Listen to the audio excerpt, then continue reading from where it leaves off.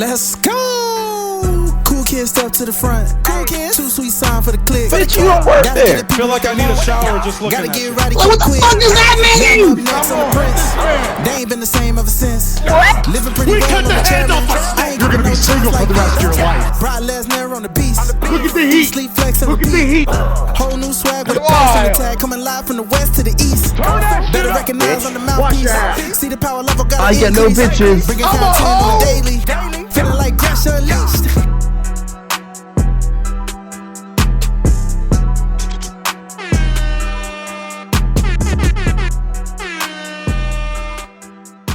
Yeah.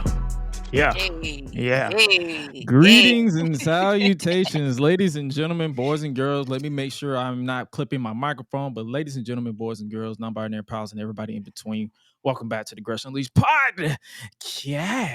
Ladies and gentlemen, it has been 2 weeks, give or take. Gresh is back home, as the ticker at the bottom if you're listening or watching in the audio form. The Gresh is back home after 2 weeks on the road. If I'm not on the road, Suela's on the road. If Suela's on the road, I'm not on the road. Or sometimes we both on the road and we have to record in advance and we have to give you. So we're going to probably save the retro reviews for whenever we are both, or whenever we both just can't do a Thursday podcast. But you are tuning in to the Gresh Unleashed podcast, episode 23. I am surprised that we have made it this far to 23 episodes. Over 100 if you count the original incarnation, but 23 solid episodes of the Gresh Unleashed podcast. And as you can see, or as you can hear, I got a new microphone and a new mixer. So I am going to be doing a lot of bullshit like this for no reason, because I can, and there's nothing you can do about it. But before I get ahead of myself, joining me as always, as you heard by the giggling cackle of the bandit herself, that is Suela the Bandit. What is going on with you, Queen Rebel? Hello, everybody. Today is a good day, even though it's cold. Hey, that's the best season, though. I ain't gonna lie to you. Man, get out. Like, that's the best. You see, I'm rocking the hoodie right now. Man, I'm rocking like, the hoodie. okay, I would say this. I love rocking my hoodies. I do. Like, Lord knows I do. But sometimes I be having days where I'm like, man, like, can I just leave?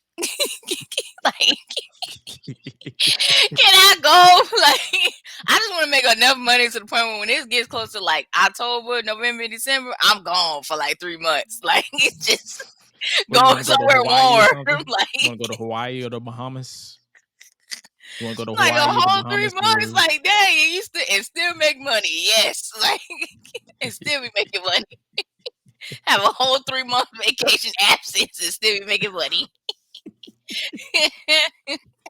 It's a lot. That remind me of when I was going. I was this morning, because ever since I've been back, because for those of you who don't know, or for those of you who haven't been following me on social media, which you should be already, I've been posting a lot of photo dumps. That's how I do my social media. If I'm not promoting, I do photo dumps. That's literally me. But I've been to Denver. I've been to literally 3 cities within North Carolina. I believe Greensboro, Charlotte, and Wilmington. So it was warm for the first 3 cities, but then I started feeling the cold for the last city that we was on. So, but and then so ever since, it's like, because I've been to gym, I've been working out nonstop in every hotel that I've been in except for 2, because the first one I couldn't find it for some reason, because they had me on the main floor, but then the gym was downstairs instead of upstairs. So I was just like, I'm not finna walk around this hotel look like a creep. So I just said, well, I'm not working out today. And then the next one, every time I was so tired to the point where I was just like, okay, because you know how you get to, for those of you who know about road trips or traveling for work or whatever, by the time you get to week 4, or at least day 4 or day 10, you get exhausted to the point where you can't even wake up. So I could wake up, because every time, it don't matter where I'm at, whether I'm at Atlanta or wherever city I'm at, I'm always beating my alarm every single time. I cannot sleep until my alarm to say I set my alarm at 4 o'clock in the morning. I wake up at 2. I set my alarm for 5 o'clock. I wake up at 4. So I'm like, do I even bother? But then that's the thing, though. That's the tricky part. Don't. For those of you who like, then why do you bother? If I don't set it, I am going to oversleep. It's weird. It's a weird analogy to put, but that's literally how it is. I oversleep if I don't set it, and I beat it if I do set it. But anyway, back to the cold. I've been working out for. I've been rebuilding my cardio since yesterday as well as today, where I've been doing sprints. And it's funny how every time I do sprints, whenever they count my sweat count, and every time it lands on 69, nice. So today I finally beat the 69 allegations because I finally hit 77, and I'm like, finally. So I put on Twitter, but the weather was like yesterday. It was heading in that direction where it was cold. So I had my my big old fur coat on, like the on inside is fur, but the outside looks like it's a certain type of fabric. So I walk out there today. I kid you not, I almost quit. I said, yeah, I can't do this because it was 29 degrees where I was. It was ice on my car, so I had to use my spare key. Oh my gosh, to crank it up, to warm it up. And then I locked it. So I ran down to get a bucket of water, and just put it on there to clear my windows. That's and like one of the reasons why I don't like to deal with the cold, period. Like that's why I don't even want to take that chance. I don't. Especially like when I done growed up and like seeing like my parents go through it with the cars and stuff like that. I'd be like, man, no. Like, can we just leave? Like, it's like don't get the ice off the car. I gotta wait for the car to get warm. Man, stressing me out. That sounds like me in middle school, and elementary school, and high school, and college, man, and after college, and now stress. Like it's just stress. Like it was stressful, but I've been building my cardio, which you guys should be doing as well if you haven't already. Your health is very important, because as a lot of you know or haven't known, I am reaching 30. I am not 30 yet, but I am close. I am going to be 28, I believe. What's the date? The 20th? In 2 days. So I'll be in 5 days. I'll be 28. 5 days, yeah, you'll be 28. I'll be 28 in 5 days. So if you haven't already, I tell this to everybody, because if you listen to anybody that's over 30, they always say, "Oh, you got them 30 knees." So here's the trick, man. Be quiet. Here's the trick for you with them 30 knees. If you start working out in your mid to late 20s and build your body up, you can take the pain in your 30s and your 40s and your 50s. You just have to build your body up to be able to withstand it. And if you don't listen to the gospel of Gresh, then allow me to beg your indulgence for a moment. Shout out Damian Sandow. If you want to avoid your 30 knees and your 30 back and your 30 spine, work out, eat right, eat healthy. I mean, don't get me wrong, I still eat candy from time to time, but I still work out to make sure my body, my temple is worth it. I am not one of these fitness gurus. I'm literally the voice that does the most. I am not out here to trying to get you to change your whole lifestyle. Just take care of yourself. Find that perfect balance, because I still eat pork. I still eat ribs. I still eat beef. I still eat pork chops. What else I mean? I'm getting hungry now that I'm talking about it. Well, I tell you that, I do eat pork sometimes because I like bacon. So it's like that's. I mean, they got turkey bacon for me. I mean, they got turkey bacon. That don't count. It counts when it counts, but it don't count. Hey, that ain't no real bacon. She said that shit sucks. Like cardboard. Like, get that shit. She said, "Get that shit out of my face." Like, what the? Like, that's a tease. That's an appetizer. I don't want that. Like, man, get out. Get that bullshit out of my face. You don't get that bullshit out of my face, bitch. Like, when I don't really have, like, I don't have my original bacon, I have to get alternatives. So it's like I'll do it, and then it's like, for some people, if find a workout that's for you. Just because somebody else is lifting dumbbells and lifting all this weight, that don't mean you have to do that. Find something else that you like to doing. Like, if you like to dance, do that. If you like doing kickboxing, do that. Like, If you want a whole full body workout, just do what you're comfortable with doing. Like, just don't overdo it. You don't want to hurt yourself. Let them know. like, like you don't want to do that. Like, I have seen.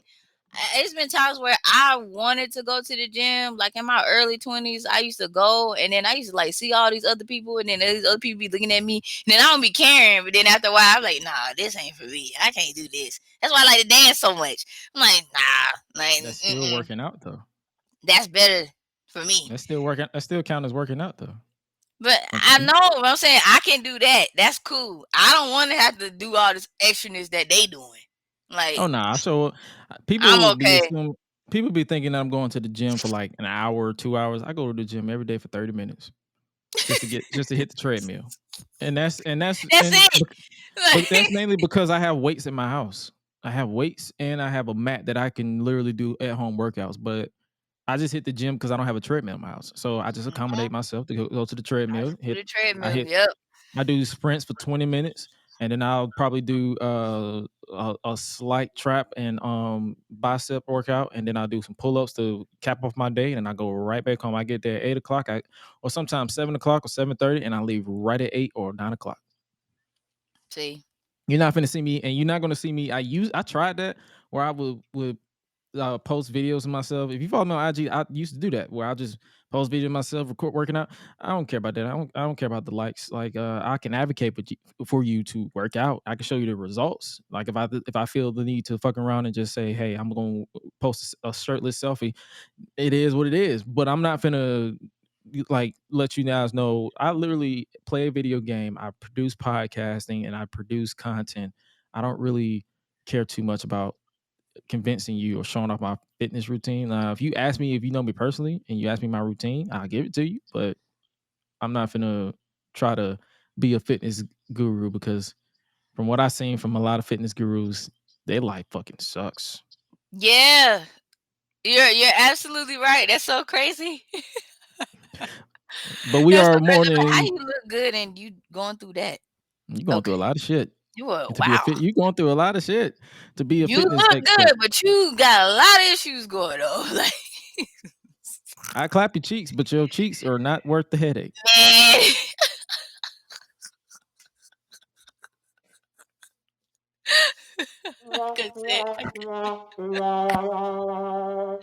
Couldn't say it better myself.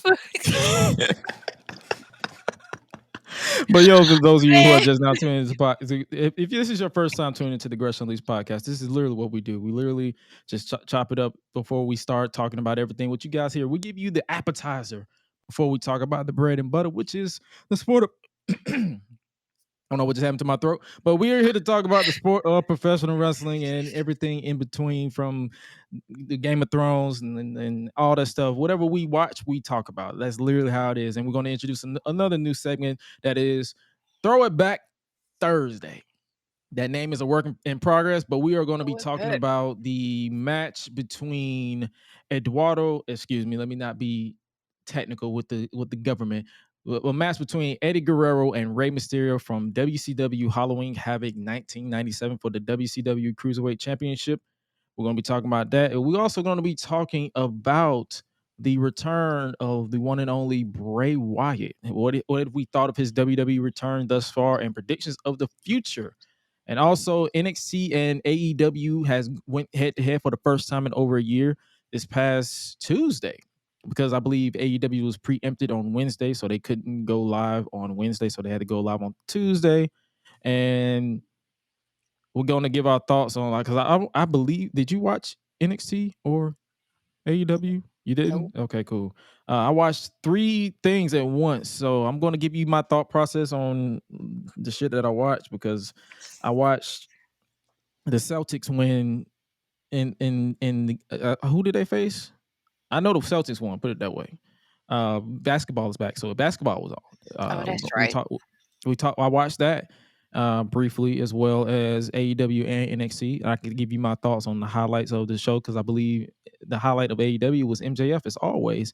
And also we had an update, a injury scare for Hangman Adam Page during the main event of Dynamite. He took a bump awkwardly and suffered a concussion. So, and they had to stop. They had to throw the match out because he couldn't continue. And we're also going to be talking about Raw, SmackDown, NXT, and give our NXT preview and predictions, or speed round preview and predictions for Halloween Havoc that goes down this Saturday, which threw me off. I'm like, damn, that shit is this Saturday. So we're gonna be talking about that, and also we're gonna be talking about Raw with Brock Lesnar and Bobby Lashley going head to head. That was a hell of a way to kick off the show for me. It was not no water, there was not no bread, it was just meat. It was just meat getting slapped. That's all I can say. You could take that however you want to take it. I don't really care. And we also talked shit about JBL because JBL came back, and you saw that man's foot, that man's suit. Yeah. That man came out dressed like 1990 Steve Harvey. I'm like, why he out here? No, you out why he out here. I'm trying to figure out who did not tailor this man's suit. That too. I'm trying to figure out and so much to talk about. And also, I believe, let me see, make sure we also have we got Game of Thrones and Chop It Up Band. So it's a nice little stacked show for you guys here. For if you are new or returning members of the Gresh and Unleashed fam and the Gresh and Unleashed podcast. So make sure you guys stick around. Visit www.greshandunleashed.com. And quick house notes, because we are more than nearly 20 minutes into today's episode. Patreon.com/Gresh Digital. Shout out to our Patreon backers over at Patreon for your continued support of the show, and as me in general, as you guys' hard earned money is not going to waste. It goes directly to everything that you see here. It went to my microphone, it went to my board, it went to everything. It keeps the lights on. So I appreciate you guys for support, whether you are a high tier, low tier, whatever the case may be. You guys are doing it. And speaking of Patreon exclusive content is officially back, because I actually have it set up to where we can do more watching vibes, where we watch stuff. And I believe I said something about we're going to probably try to watch The Undertaker versus Stone Cold at that no DQ match because we reviewed that retro review Raw from 1999. And I believe it was a first blood match between him. It was him, Undertaker, and then I believe it was either Stone Cold wins and he doesn't, or it's like it was basically like, if Stone Cold loses, he could not challenge for the WWF title again. But if Undertaker loses, Vince McMahon was gone from the WWF, which didn't last that long, obviously. But we'll be watching that type of stuff, and we'll also be taking you guys' suggestions and stuff if you guys want to, if especially from Patreon backers. Like if you guys want to, and if you guys want to join, all it costs is a simple $1 if you guys want to join. We're not hiding any content behind certain tiers just yet. We're going to get there eventually, but for now, everybody gets watching vibe. I believe the last one we did was Umaga versus John Cena in a last man standing match for the WWE Championship at the Royal Rumble in 2007. So if you guys haven't already, make sure you join up, and I appreciate those of you who continue to support us over there. And speaking of support, make sure you guys join the official Reddit, because I haven't been doing it for the past 2 weeks because obviously I've been out of town. But if you guys want to join the official subreddit for my main channel, which is Gresh, you can do so by joining r/Gresh and just post funny stuff, funny memes, or stuff you want me to react to on the channel, and I will get back to that sometime this week, because I got literally the rest of the month off. But until next weekend, basically. And I believe I think I work one more show for October, then I'm off until November. But other than that, make sure you guys join the Reddit, join the Patreon if you haven't already, and I appreciate your support for everything that is going on. So we got more stories. We're gonna talk about what you want to know about me, my road trip, Miss Swallow. I was just gonna ask that too. I was gonna say like how did it go for starters? Like what did you like? What you didn't like? I know what the fuck I didn't like. I didn't like the fact. I didn't like the fact that we didn't have. Okay, so here's a story. We was in Wilmington. I believe it was the last city. Me and the fellas went out. We went out to go eat. We went to this. I think it felt like a mom and pop shop or some shit. But we went out to eat, and then they had all this. They had this world famous taco, whatever. I saw pulled pork. That's why I brought up pulled pork. I saw pulled pork. I said, okay, I'm gonna get this pulled pork plate. My co-worker next to me, he got a taco salad, and they had taco meat in there. I had a side of red rice and mashed potatoes. I'm like, okay, this would be a good combination because I eat pulled pork like this often. So I'm like, oh, this gonna slap. I'm already high because all of us got high before we even walked in the store in the restaurant. So we were like, oh shit, we was like, it's gonna be a good night. I took a bite. I kid you not. That shit killed my entire high. It was so, and it wasn't the fact that it was disgusting. It was sweet. Have you ever had sweet pulled pork? No. Like it tasted like they drowned that Unless shit it got in. barbecue sauce. It had barbecue sauce on it, but it tastes like they drowned it in sugar. I'm Oh like no. this pulled pork tastes sweet. So I took a scoop. I took it into the mashed potatoes. I'm like, maybe that'll drown it off. Nope, it was still sweet. I took another scoop. I put it into the red rice. Shit was still sweet. How do you make sweet pulled pork? I never. And when I tell you I was high, but then when I ate it, I was so sad because since I ate it, I had to pay for it, so I couldn't take it off my order. Man. So I'm like, this was so fucking depressing. It was, and then the dude next, and then my coworker, he said, "And how do you make sweet chicken?" So that means you mean to tell me that you guys made sweet chicken and sweet pulled pork? Who in your cooking staff went crazy on the sugar? See, because this is how I make my barbecue sauce. I put some brown sugar, dabble a little, sprinkle a little beer in it. I don't drink alcohol per se, but it's there and it doesn't really do nothing to me. But it's there. And then when I do it, I taste a little bit of brown sugar, but you don't know that it don't taste sweet. It doesn't taste sweet. Man. That shit tasted sweet, and I was so mad. It's like. Oh, and then we had another story. It was when we was in I forgot how to say my camera. My bad. We was either in we was in Greensboro or Charlotte. We was in one of those cities because two cities we went back to back, so they're crossing over.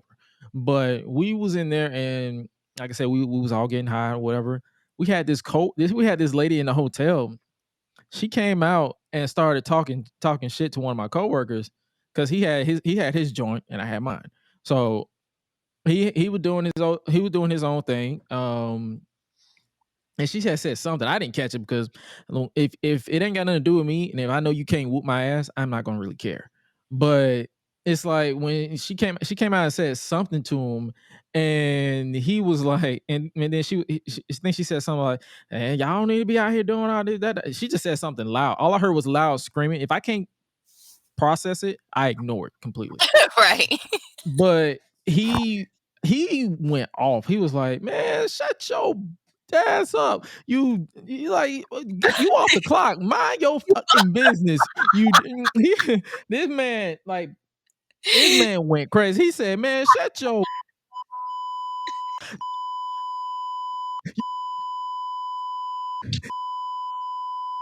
you dog." This man went like I can't say the reason why I said that because there's a lot of shit that I just don't want to repeat on this podcast. I actually said it, but it was that crazy. He was not playing. Like he was coming for her neck. And the sad thing about it is this man was talking about it 2 days later. He was that mad. I'm like, bro, she has probably moved on with her life, and you're still talking about it, dog. Like, what are you doing right now? What are you talking about, my dog? It was serious. It was like, bro, we don't have like 5 joints between that conversation and now. Why are we still talking about this? Where is this going? Because he mad. Like, where is this going? Like, I'm still trying to process all his emotions. I'm out here hyped that Bray Wyatt returned, and you still talking about this bitch. I don't care. Where's the end game in this? What I'm out here trying to figure out why Allison is trying to hold for giving out feet pics to Cripplefoot Man, on House of the Dragon, and I'm you still trying talking to about tell this you. lady who said some stupid shit. I don't know why she did it. Maybe she wanted to have sex with you. I don't. Have you ever thought about that? Maybe you should have went back. Matter of fact, go back to the hotel, get her number. If she ain't off, get her number, and y'all He can just probably stroke it cussed out. out again. Like Y'all can go cussing y'all can if go he back to went cussing back, each he other probably out. would have got it back on her again. Like, Y'all can go back to cussing each other out, and I can never hear about this conversation ever again because my man. dog. This was in this That city. man was We have upset. moved on to 3 other cities, and you're still talking about this that happened 2 cities ago. Man, bye. Let it go. Let it go. For real. Go log on to Pornhub.com and go let it go. Because obviously you got some tension that you need to let go. Oh my goodness. I kid you not. I was so baffled on that entire thing. And then let me see what other story I got. Let me see. I don't think it was it was a pretty smooth sailing on like as far as work related because I literally was doing what I'm doing now on the road. So it wasn't really like shit didn't nearly hit the fan. Like we had probably one technical difficulty because the software that we use, for some reason, if you don't, it's like it'll completely wipe out all the audio for videos, to where you have to re-import it. So there's that, and then there was one dude. He was supposed to be monitoring the recording, and he's supposed to tell me when audio is supposed to stop or whatever, and he forgot. So halfway through the show, all you hear is background music during the actual recording, and he was supposed to tap me like, "Hey, pause that," but he didn't. But other than that, it was a pretty smooth show. I'm pretty sure I'm done for as far as traveling in October. November still to be determined, but I know I have another route or another few cities for December that is already booked that I'm going to be going on as well. And we'll probably be doing what we did this time and do retro review. And then I believe sometime in December is the season finale of the Gresh and Leaks podcast, to where we're both going to be taking time off to spend with our families, holidays. You know how the whole ordeal. Like we don't like. I'm pretty sure we will be having a holiday break for Thanksgiving week as well, so we won't have to worry about that because we're going to eat this turkey, we're going to eat this ham, we're going to eat all this food, and then we got to sit through and suffer through bullshit Christmas music for December. So we're going to be talking about we'll probably do 3 episodes that week, that month, and then for the rest of the year we'll be taking off, and then we'll probably link up behind the cameras and all this stuff because I don't think I'm doing anything for New Year's. I'm pretty sure she is. If she's not, we'll probably do something together. You know how that is. But that was me on the road. More crazy stories like that for the future for you guys, because I'm pretty sure I'm probably gonna have a lot of stories. And blessings up, I didn't get COVID, so I'm cool with that. I didn't get COVID. Good. I didn't get monkeypox. I didn't get none of that stuff because I stayed social distance. I stayed sanitized. I made sure if you looked sick, I separated myself from you, and I probably sprayed you in the face. Other than that, So you show up sick. that's all I can tell you. You showed up sick for some dumbass reason, and there's that. But let's look at. We don't have any unpopular wrestling opinions this week because I've been on the road, so I didn't really have time to question them. But make sure you guys join the Gresh Digital Discord, and look out for that ping over on Discord so that I can give you guys the official, or ask you what's your unpopular opinions? Like you get it doesn't, and it's going to be read anonymously on here, and I might incorporate that on Twitter. I think I said that the last episode that we did. I'm officially get around to doing it. It's just a man of one when it comes to producing content, so I have to write this shit down or I will forget it. That's just how it is. That's literally how it be. That's all I can say. All right, ladies and gentlemen, this is the part of the before we move any further with today's podcast. I would like to give a special shout out to someone who's been motivating and educating the future generation, but the future of wrestling community in general. He is a Morehouse College graduate, educator, and creator of the Wrestling Club out in New York City. I hear he's a dope artist, as well as he is none other than Victor Taylor Perry of the Wrestling Club.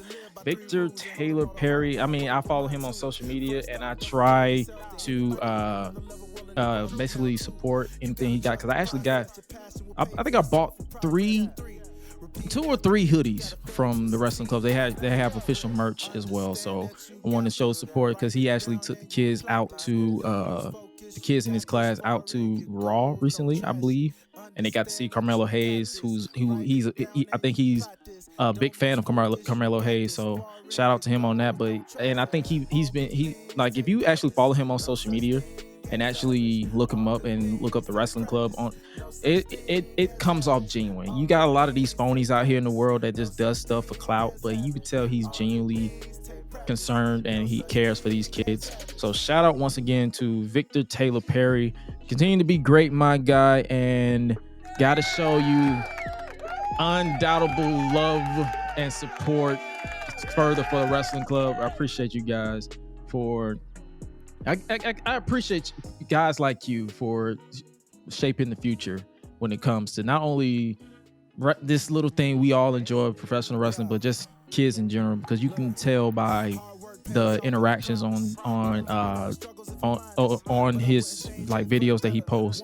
You can tell that those kids are actually having fun, and that's what it's all about. That's why I try to tell a lot of people it's all about the kids, man. Like, you can argue about your little invisible ratings war all the time, but if you're not out here sharing positive light to not only kids but people in general, then you're not worth our time. But shout out to Victor Taylor Perry once again, and happy belated birthday. I believe his birthday was 2 to 3 days ago. Happy belated birthday as well, and Godspeed, my brother. And we're gonna get you on the show. I'm gonna get you on the show, and I'm trying to get Suela on the interview as well, because I gotta get her.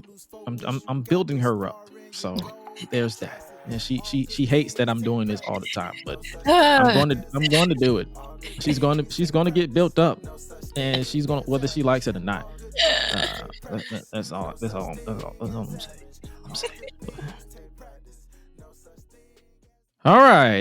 Now we're going to switch over to our Throwing It Back Thursday match of the week, Halloween edition, because Halloween is literally 11 days from now. For those of you who celebrate it. Ooh, spooky. I don't have any spooky effects. I'm gonna import that sometime this week. But I don't have any. Do I have any spooky effects? No. No. Let me see. Do I have any? Go to hell. Nope, I don't. The Rock just told me to go to hell, but no, I don't. But Like, well, the match that we have that we're talking about is the match that Swallow in passing, because for those of you who don't text her personally, which I'm pretty sure you don't, she has this way of texting you dry ass messages. So I was like, what did you watch this week? And she was like, oh, I watched Eddie Guerrero versus Rey Mysterio. I said, the one from Halloween Havoc? She said, yeah. I'm like, oh yeah, okay, we'll talk about that one on the podcast. That's literally how this segment became a thing. There was no planning. There was no brainstorm. I was like, oh, yep, throwing it back Thursday. We're going to talk the Halloween edition. But Eddie Guerrero versus Rey Mysterio, since this is the match that you watched, what did you think about this match? It's been a minute since I've watched this match. I watched it briefly today, but it is a classic because this is how old it is. I was like, wow, like, dang. Like, this is really old.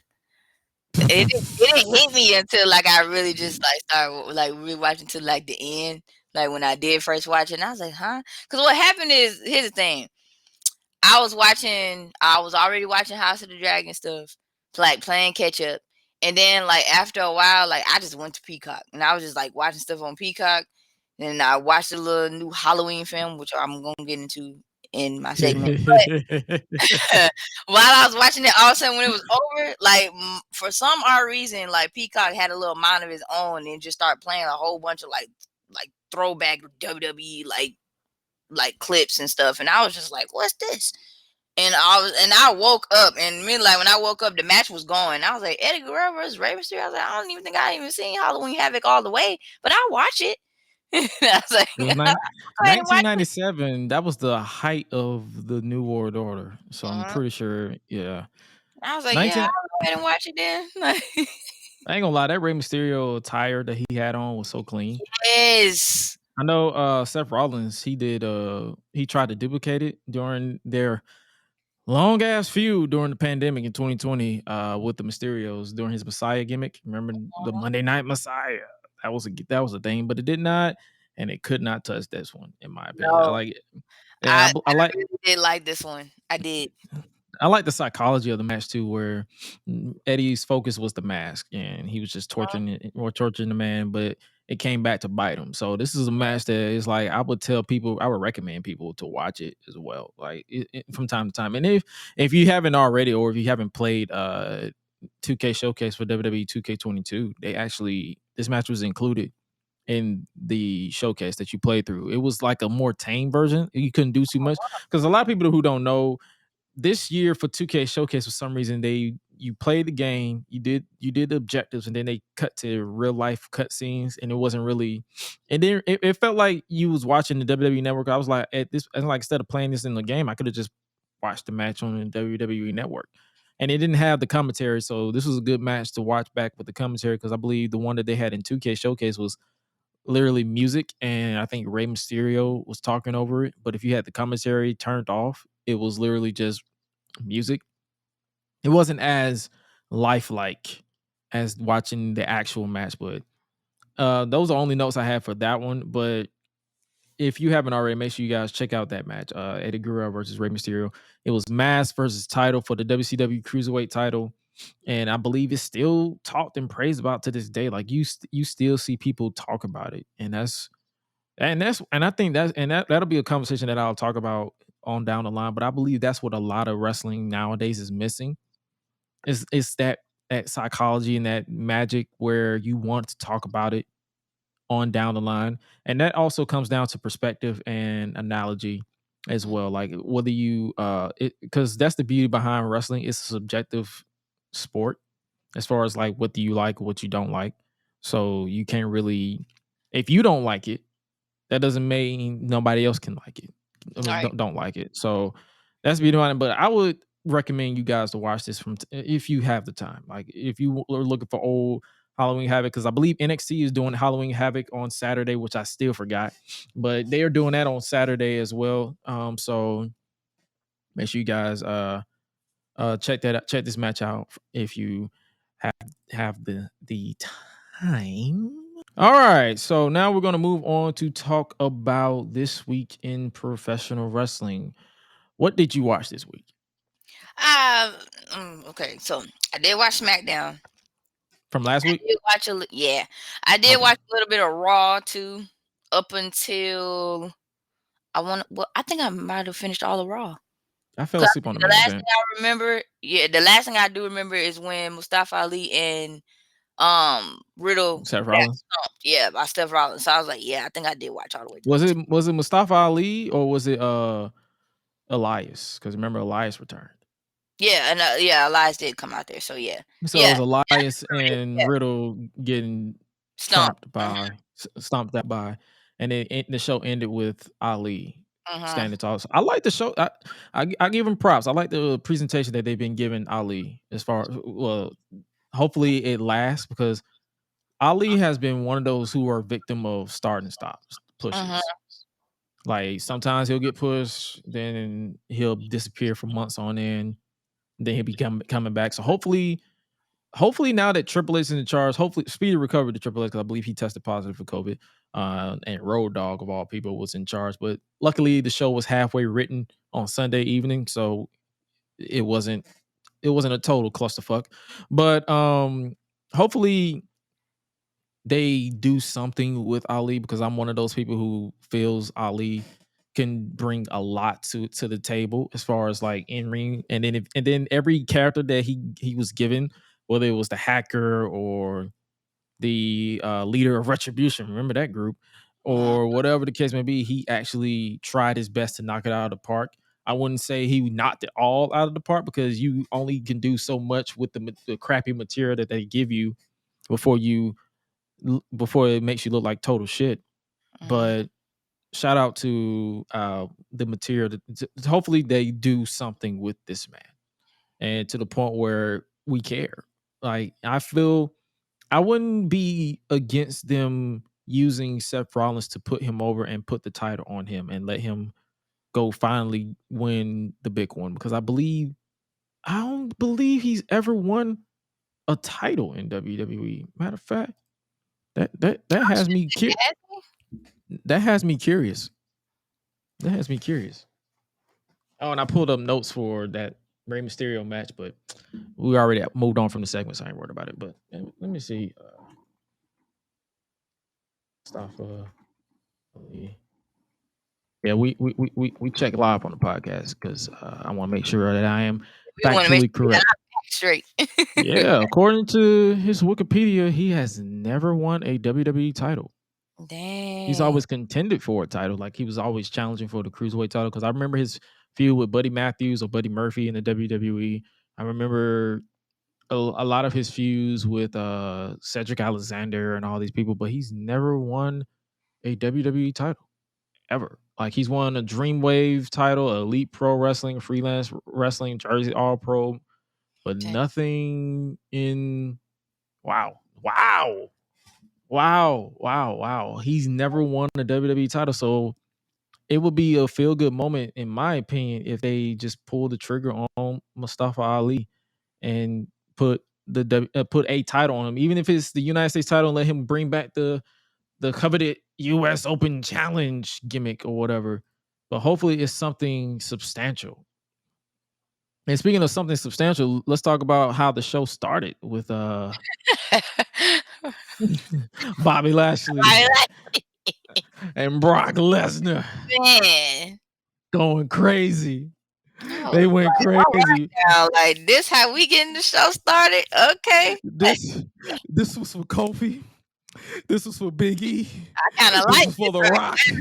This is for every black champion that Brock Lesnar had to beat to win the WWE or Universal Championship.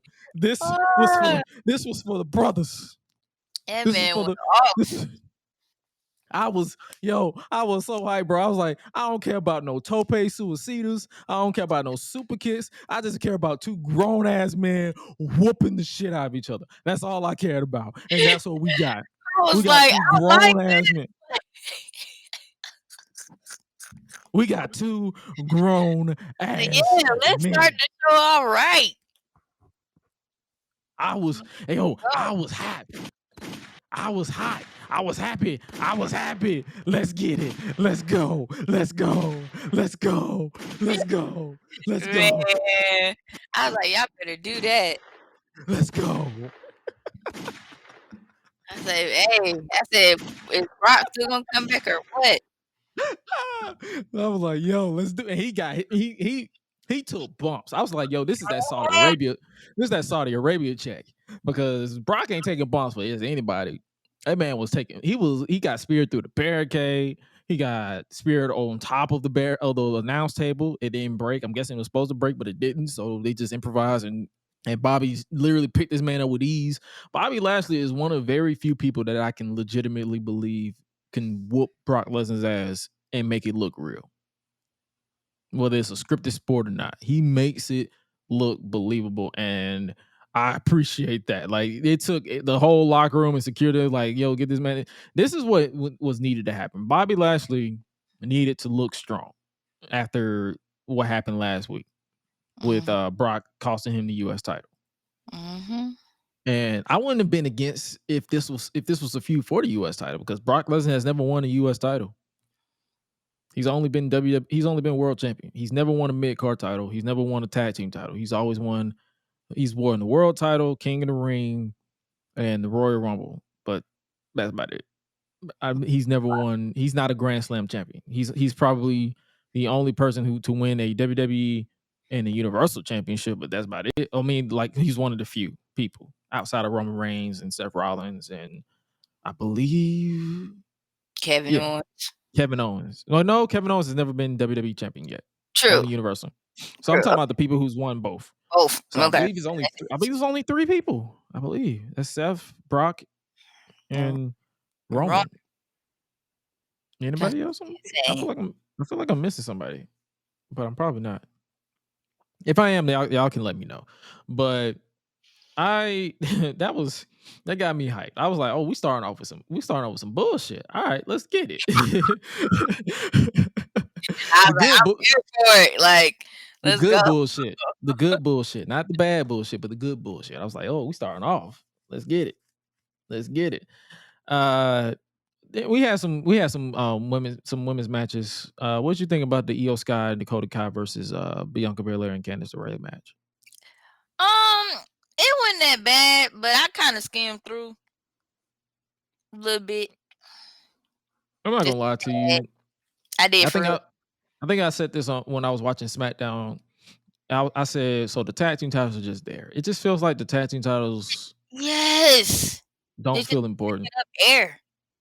I literally when I saw that when I saw them on SmackDown, I was like, so are the tag because I believe on this upcoming SmackDown they're going to be facing what you call it? They're going to be facing Raquel Rodriguez and Shotzi, a makeshift tag team. It's like at this point, I understand you want. I don't know what it is. It's like those tag team titles to me are cursed because no one gives a shit. Yeah. I literally felt like that. I was like, something up with them belts. That's all I kept saying. I've been saying that I actually kind of been saying it for weeks, which is crazy you brought it up like that. But I was like, something up with them belts, man, because it's like you want us to care. Take it seriously at all. There's no division. There's legitimately no division. There's no stories around it. Like there's not subplots for people going after the titles. They're literally just, oh yeah, we got tag team titles. It was the thing in the Vince era. It's the thing in Triple H's era. It's like at this point, just like the 24/7 title, which I haven't seen in months. Just scrap the title.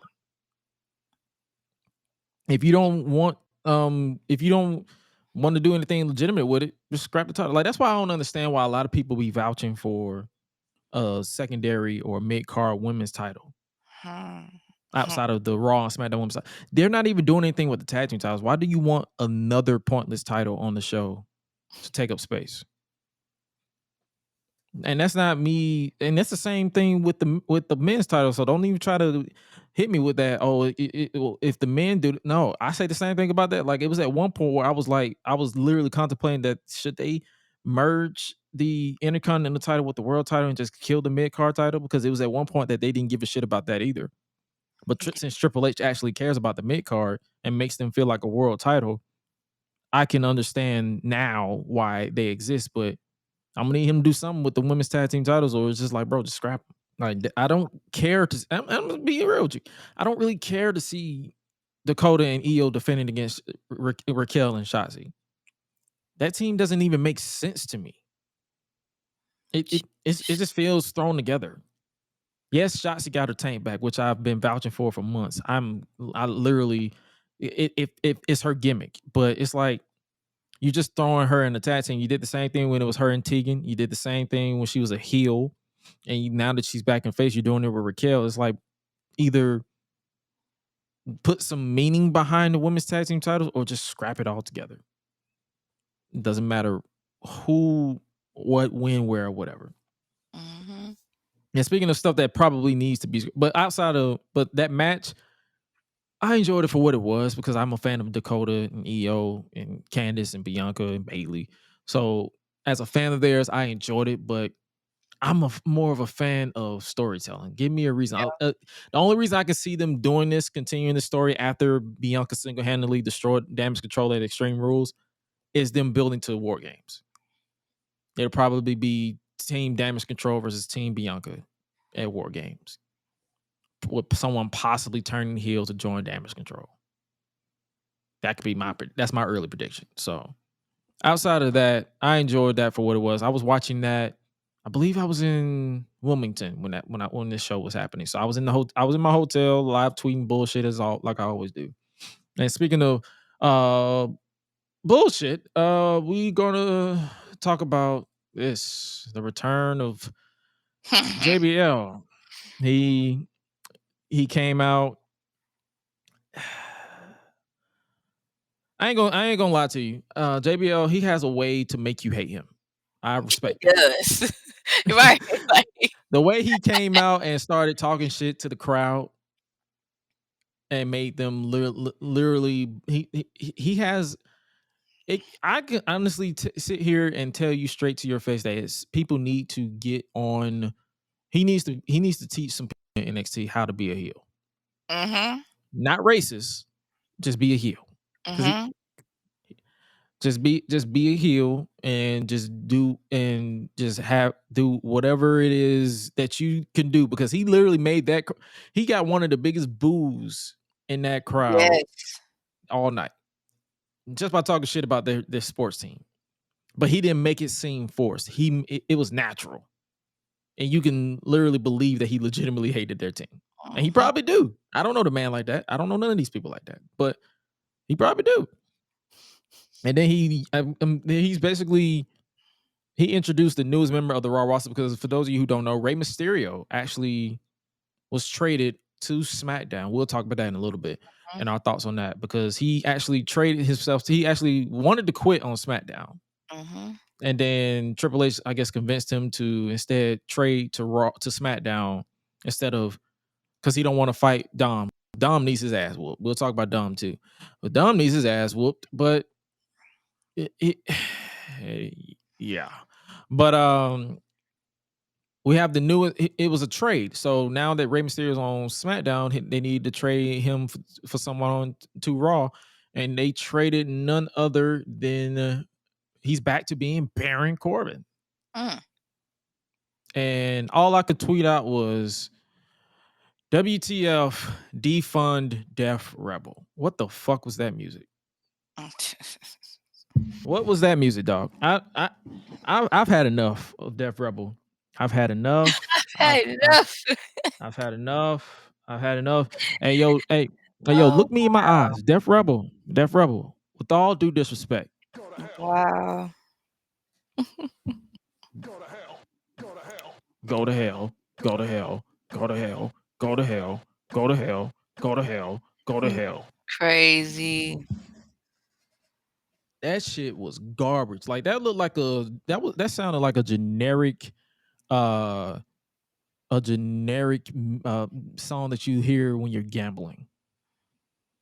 Like, you know how when you hit the jackpot, that's what that theme song sounds like. Listen to Baron Corbin's new theme song back.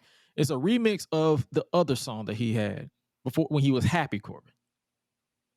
So if you listen to that back, it sounds like a generic casino song that you listen to when you're playing Wheel of Fortune on your mobile phone. It was that generic, and it was that butt cheeks. But speaking of generic, JBL, what was that suit? We talked about it briefly at the top of the show. What was that suit, my dog? What was that suit? You literally look like you're trying out for the Kings of Comedy with that suit. It looked like it was about to be Steve, Bernie, Cedric, and John Bradshaw Layfield with that suit. You look like you about to hop on the Steve Harvey show. Steve Hightower about to join the High Toss. When the funk hits the fan, all the people want to dance. Come on, get funky. Get funky. When the funk hits the fan, all JBL want to do is dance. Come on, get funky. Get funky. Y'all see this right here. I don't know how to act now. He got a new boy. He don't know how to act at all. On the dance floor, all the people want to dance. Get funky. Gosh. When the funk hits the fan, all the people want to jam. Come on, get funky. Keep funky. Oh man, I can't. Oh, I can't. Goodness. I'm just saying. I knew this was gonna be a fun episode. But no, Twitter literally was clowning that man. I am not. I kid you not. Like he should give it up. And then next up, we had a match with Baron Corbin and Dolph Ziggler. And we're not going to talk about this match because I didn't really care too much about the match. But I can tell you even this. watch this. I can tell you this straight up. The Deep Six and the End of Days is two of my favorite moves. I don't know what it's about. What about it? It's just I think because Baron Corbin just hits it, the way that he hits it or whatever. But I actually enjoy both of those moves. Then we had Dominic Mysterio. Let's talk about that man, Dominic Mysterio. Man. Dominic Mysterio in the Judgment Day.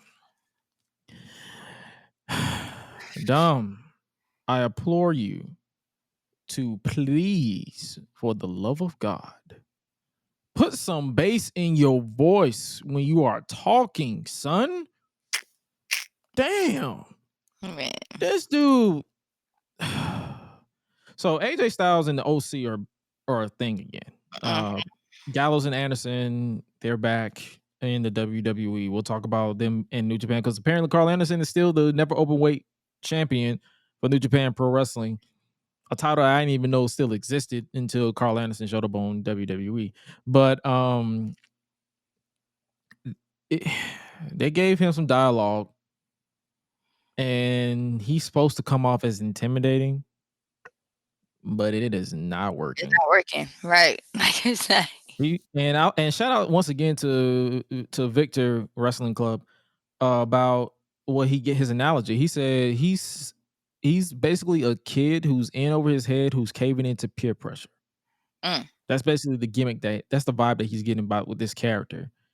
So whether that's teenage problems, basically a grown ass man with teenage problems. Okay.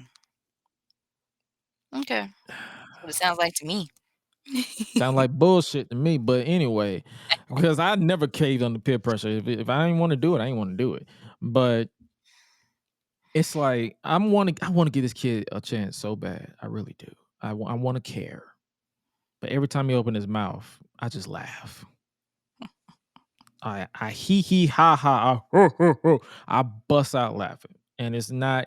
I don't think it's supposed to happen that way. I don't think it's supposed to happen. I don't think I'm supposed to be laughing at this motherfucker, but I am.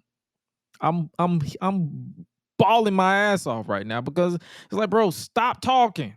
And then obviously they had him beat AJ Styles later on in the night, and I was like, well, Twitter lost their mind because AJ Styles is losing to Dominic Mysterio, but I'm like, at this point, I don't know what they're doing with AJ Styles. I'm not going to lose my mind with AJ Styles, but this is obviously going to lead into this match that was announced for Crown Jewel. Is the OC, AJ Styles, Luke Gallows, and Carl Anderson versus Finn Balor, Dominic Mysterio, and Damian Priest of the Judgment Day. And this will probably be another match I don't care about. I'm gonna keep it real with you. And also a match that was announced was this match was made official: Bobby Lashley versus Brock Lesnar. So we saw that earlier in the night on Raw. We're gonna get some more meat being slapped. Pause for Crown Jewel. Okay. I'm cool with that. I'm down for it. Anything else interesting happened on Raw that you want to talk about? Nah. That's pretty much it. I don't blame you.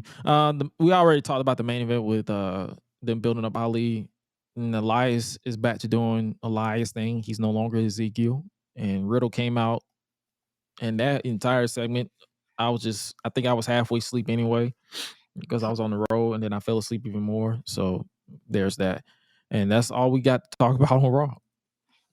Let's talk about SmackDown a little bit. The last SmackDown. Bray Wyatt returned, all that good stuff. But we started off with chaos. We had a parking lot. Chaos with this too. I was like, oh.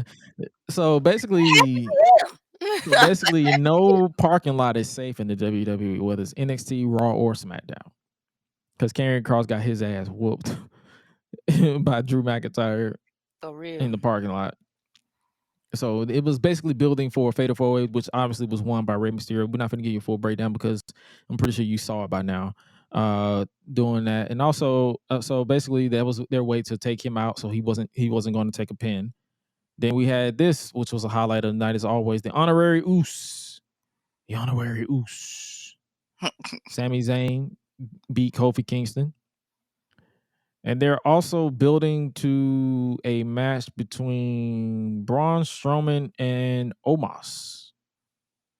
Hey, yo, Omos, give JBL your number to your tailor because that man's suit was not fitted at all. That's all I'm going to say. Do you care about a Braun Strowman versus Omos match? Not really, but I do want to see it. This has the potential of being the greatest big man match of all time or the absolute clusterfuck that I've ever seen. That's why I said that. Like, that's why I was like, not really, but not really. Like, I'll see. I just hope they, like they book it right and they build up to that momentum. I don't want them to do it and then it's straight trash. How would you book it if you had the pen in your hand right now? How would you book it? See, why you gotta do me like that? That's what I do. I like putting you on the spot. Like just set up every time. Like I like setting people up. I apologize for my outburst. I spoke a little too soon. I was too angry. She's like, wait. She's like, wait a minute. Hold on. Like, hold on. Damn. How would I? Maybe I should have just said I enjoyed it and call it a day. I don't know. I don't know for real. I don't know how I would book it. I just want to see it. That's the part that sucks. That's a nice way to say, I don't know shit. I'm not a booker. Like y'all figure that shit out. Just don't make it suck. That's all I gotta say. Just don't make it sound. Just don't make it ass. That's literally it. Don't make me have to fast forward. That's all I gotta say. Don't make me fall asleep because I'm probably gonna watch it live. Right. So don't make me fall asleep. Don't make me do none of that.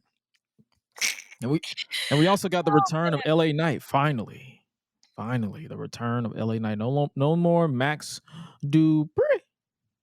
Right. And they solidified him as a heel though. I guess it was their way of shedding him of the Max Dupree gimmick and just say, okay, we're going back to square one with LA Knight because he was initially a heel, so he's going to probably be a heel on SmackDown because let's be real, SmackDown needs a lot of heels. They don't really have a lot of heels. They have Legado, they have Roman, the Bloodline, Karrion Kross. I believe that's it. Oh, and Gunther and Imperium. As far as like prominent heels, so if they make LA Knight a prominent heel and he fills up that mid card to eventually get to the world title or the main event scene, I'm all for it because I want to get to LA Knight and Paul Heyman on the microphone at least once.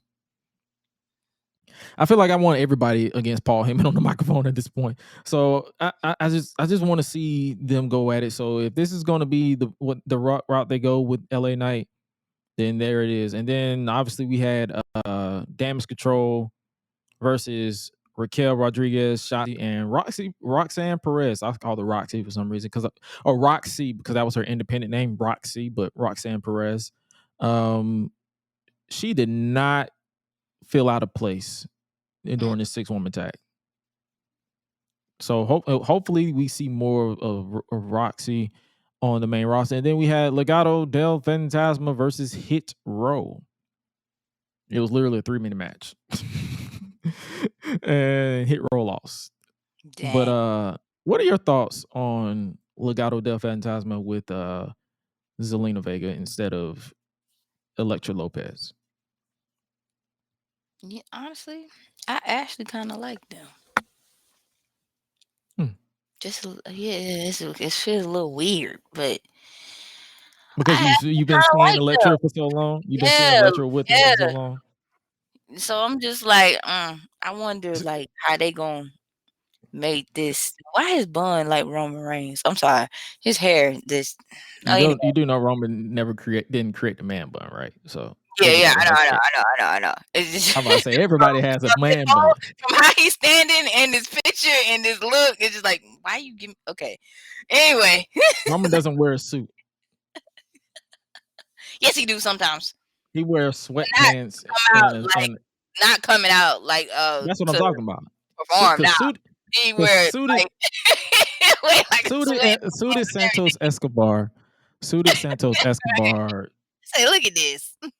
Looks nice. So. He does. He looks really nice. But I like him. I'm starting to like them. Like, I don't know. I said this on SmackDown, and I'm gonna say it now. Santos Escobar is literally everything they wished Alberto Del Rio was. Wow. And when you think about it, you can quote me on that. You can, if you look at this man's matches and you look at his promo work, he is literally everything they wished Alberto Del Rio was. Alberto Del Rio sucked. I'm not even talking about the person, because the person can suck an egg, but from in ring wise, after the initial heel run, he ran his course with me. As far as like after they got rid of the cars and the ring announcer, I was like, all right, the gimmick's dead for me. I don't really care. Like, and this was before I started really getting into the behind the scenes type of shit of wrestling and all that stuff. So I didn't really, but when I was watching it live, because I still laugh at it to this day, because WrestleMania 2011 was my first wrestling show that I paid for and watched live. Everything else I watched before, I watched it completely legal on websites, but I actually paid for it because I was hyped for The Rock to return, because I remember watching him as a baby or as a toddler with my sister and my uncle. So I was like, oh snap, The Rock is back, so let me order it. Completely regret doing that because WrestleMania sucked that year. Outside of Triple H versus The Undertaker and Randy Orton versus CM Punk, and I believe that's it. Oh, and Cody Rhodes versus Rey Mysterio. Outside of that, I ain't really that the entire show was not worth $60. So, but yeah, Santos Escobar is literally everything they wanted in Alberto. So hopefully, especially with Triple H in charge, hopefully they introduce the crowd well to them, give them some backstage vignettes, give them a reason why they are targeting Hit Row, give Hit Row some backstage vignettes to where they don't have to have a match every week. They can literally build up to a match to where Hit Row recruits a fourth member, because it's not going to be Swerve. Everybody keeps saying Hit Row is nothing without Swerve. Hit Row is just fine. I am a fan of what they've been doing. I'm a fan of AJ Francis, Top Dollar, especially with his independent work after he got released the first time. B-Fab, respectfully. And Ashanti Diadonis or Tahuti Miles. They are incredible talent. So hopefully they get the opportunity to do their thing in the ring. As far as like promo and vignette, like that's all I am. I'm heavy on promos and vignettes of if it has a meaning and a beginning, middle, end, and a meaning to it.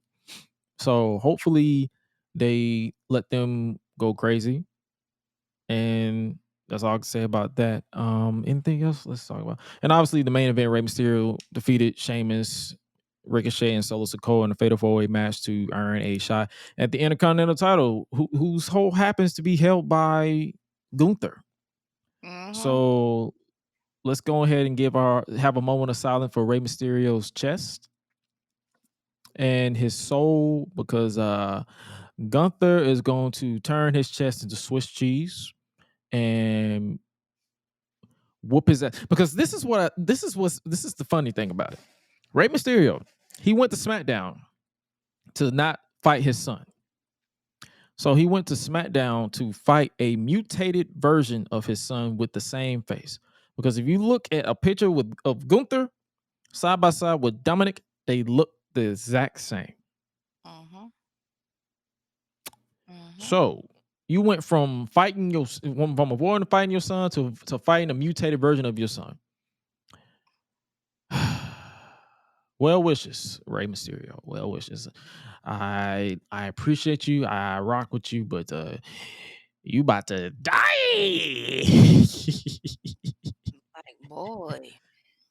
You about to die. And then we obviously ended the show with Bray Wyatt. He I'm made so his happy first. he's back. You said what? I'm so happy he's back. In a way, He shouldn't have never been he fired. should have been gone. Right. But he cut an emotional promo. It was. Yeah, he was crying. I was like, oh my god! Like, I was like, Bray, don't do that. Like, don't start, man. Like, don't do this. I was like, he deserved it though, but at the same time, I was like, man, don't start crying. Like, it was an emotional promo. I couldn't even do it justice, even if I wanted to. But but basically he was revealing, he was thanking the fans and everything for saving him, because when he released, he lost everything. And I believe around the time he did get released, it was fresh off of, it was so much going on. Brody Lee just passed, one of his best friends, and I believe another one of his best friends passed away recently. So he lost two very important people in his life. So whether and obviously it was from the heart. You heard Wyndham Rotunda. You didn't hear Bray yeah, Wyatt when he was in his words. Mm-hmm. So what he did was he actually turned it into a story, if you will, because when you look back at when you look at how it transitioned into what happened afterwards, I'm pretty sure we're getting a split personality type gimmick with Bray, and not the half-ass the Fiend Bray Wyatt version that they did after his initial re-debut with the Fiend. I mean, I wouldn't, because I'm pretty sure you know this by now, but they have the Wyatt 6, if you will, a Wyatt 6 where it's where he's is basically going to be. I wouldn't be surprised if it's going to be 6 personalities. You're probably going to have Bray Wyatt, the Eater of Worlds, the Mr. Rogers. So you're going to have, so one is going to be probably the Eater of Worlds. 2 is probably going to be Mr. Rogers, the nice bubbly one. 3 is probably going to be the Fiend.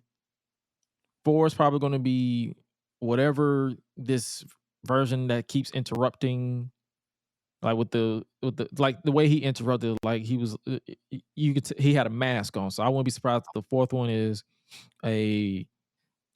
one personality, and the 5th one is probably going to be this emotional one. And then 6, someone said they wouldn't be surprised if the 6th one is Husky Harris. So, but what do you think they're going to go with this new version of Bray Wyatt, or this return of Bray Wyatt? I do believe he is going to add the personalities involved. That's what I definitely can agree on. I do have a feeling he probably, go back and get the people who so-called defeated him, so to speak. So I think they're going to run that back? They might. Because that wasn't that a thing with the Fiend where he was what you call it? He was defeating everybody who done him wrong, like Randy Orton, Seth Rollins, John Cena, and all this stuff. I don't know how I feel about that. But I'm saying, like, it might lead down that way, but then again, it might not. Who's to say he might just try to get the belt back from Roman? I'm not sure. Like, I'm gonna be honest with you. As much as I like Bray. As long as I like Bray. Keep him from the title at least a year. Okay, that makes sense. Keep him from the title. The title shouldn't be his motivation right now. It could be down the line after he's established himself as an entity. Yeah, that's but he's cool. one of those talents where it's like, yeah, he's a world champion. Like, let's talk about The Undertaker. Whenever he was world champion, it didn't feel right in a way. It felt like the chase was cool, but he felt like he was bigger than the title. I want them to make Bray Wyatt bigger than the title. Okay. That's just my No, thing. that makes perfect sense. Like, it makes absolute perfect sense. So I have no problem with that. We're agreeing with that at all. Yeah, I want them to let them build that persona first before you just be like, okay, yeah, let's go ahead and put you in the title. Like, That's what messed him up the last time with the Universal title with the Fiend. Like, in my opinion, he shouldn't have, like, people are still mad about Goldberg squashing him or beating him in Saudi Arabia.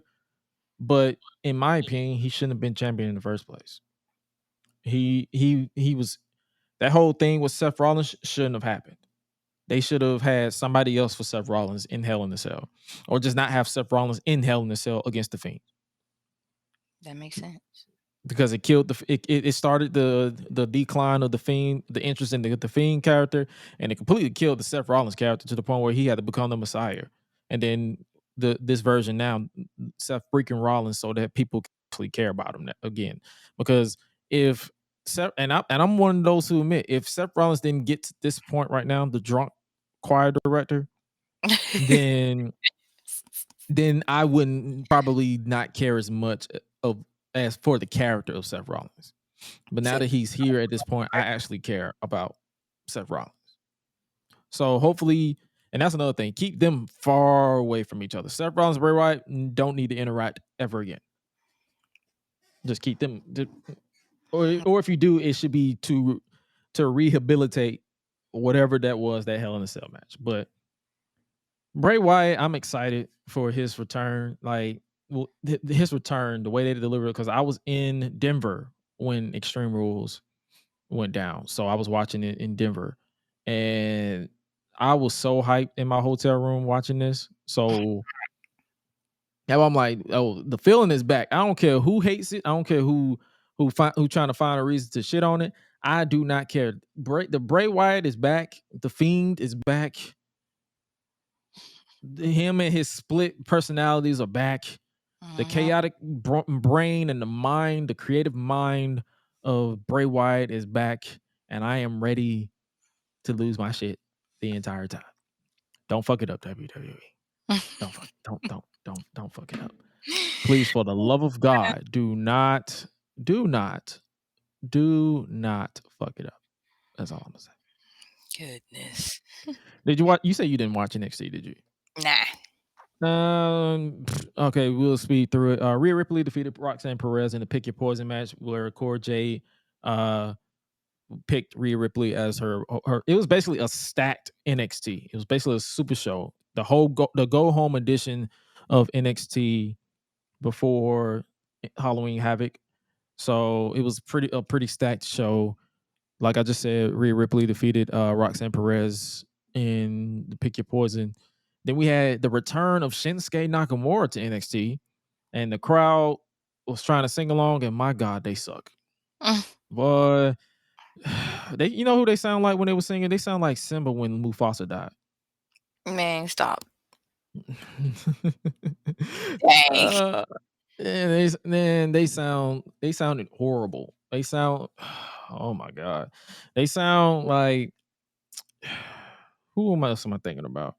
They sound like when you were scratching a chalkboard across a chalk across a chalkboard. They sound so off key. It was terrible. It was terrible.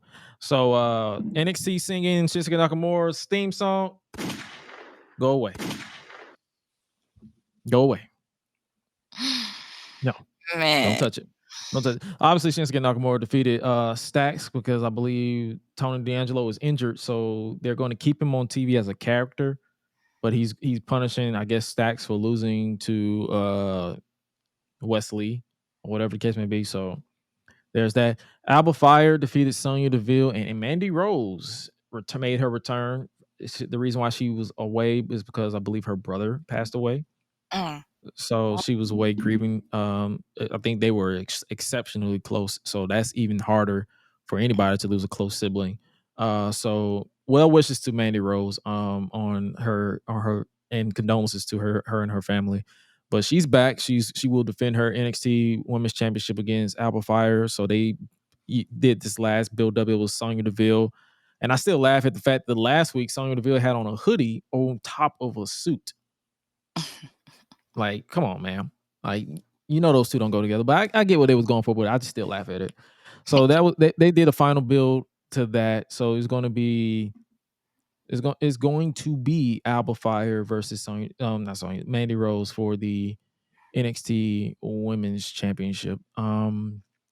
There's that. And then we had Carmelo Hayes and Trick Williams defeat Wesley and I can't pronounce his name, Oro Mensah. So they're going to be 4 of 5 who are going to compete in a ladder match for the NXT North American Championship at Halloween Havoc for the vacant title. Because you remember the title that Solo Sikoa won, but they vacated it for some reason. Yeah, that title. And then we had Cameron Grimes and the OCs, Luke Gallows and Carl Anderson defeat the Schism. That's Joe Gacy and his group. And this is the part where I just did not give a shit. I literally did anything else. I do not like. If you are a fan of Joe Gacy, kudos to you. Like you accept mid. I respect that. I am not one of those. I've tried. I just cannot. And I want to. I promise you I do. I do not give a shit about Joe Gacy. I do. Character-wise, I do not give a flying fuck about Joseph Gacy. I do not. And if you do, respect. But I'm not one of them. Then next up we had. You said what? Said, but I'm not one of them. I am not one of them. Oh my god. I want to. I really do. Then next up we had Shotzi announced as the host of Halloween Havoc, because I believe she was the host 2 years ago, or was she last year? No, she was 2 years ago. 2 years ago she was the host of Halloween Havoc. So that was that.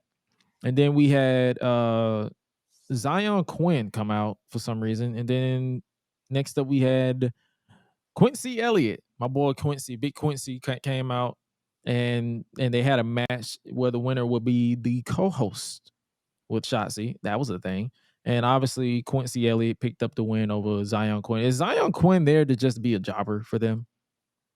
I feel like every time I look up, he's always losing. Yeah, I feel like that man stay losing for no reason. But it is what it is. I do not care. Oh my gosh. And Cora Jade defeated Raquel Rodriguez via disqualification. And I have to ask, why is Cora so obsessed with tanning? That woman was not that dark. When was that woman ever that dark? Every time I see her post a picture on social media, she stays with a tan. It's like she looked like a nice, crispy turkey. She looked like a jive turkey.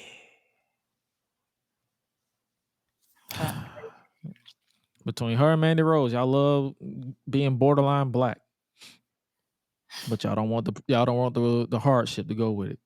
Right. Anyway, this was basically to build up to Cora Jade versus Roxanne Perez for their match at Halloween Havoc.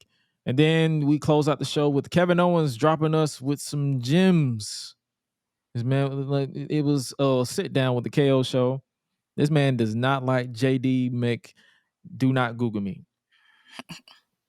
That's literally what he called him. He said, JD Mc, do not Google me, because yeah, for those of you who know, you know. And he was basically saying, who talks like that? Nobody talks like that. He gave me clips to use for days. That's all I'm gonna say. Shout out Kevin Owens, because it was hilarious. And he looked and he said, man, looking at you just made me feel like I gotta go take a shower. Man. That man was shooting. He was shooting on JD McDonough. He was shooting.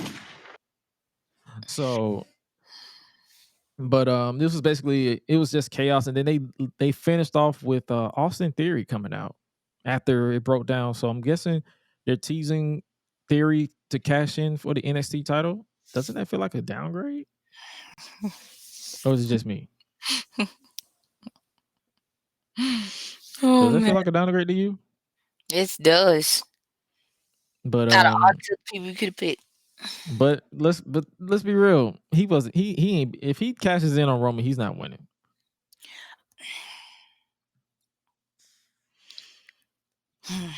That's all I'm saying. And if he does, wow.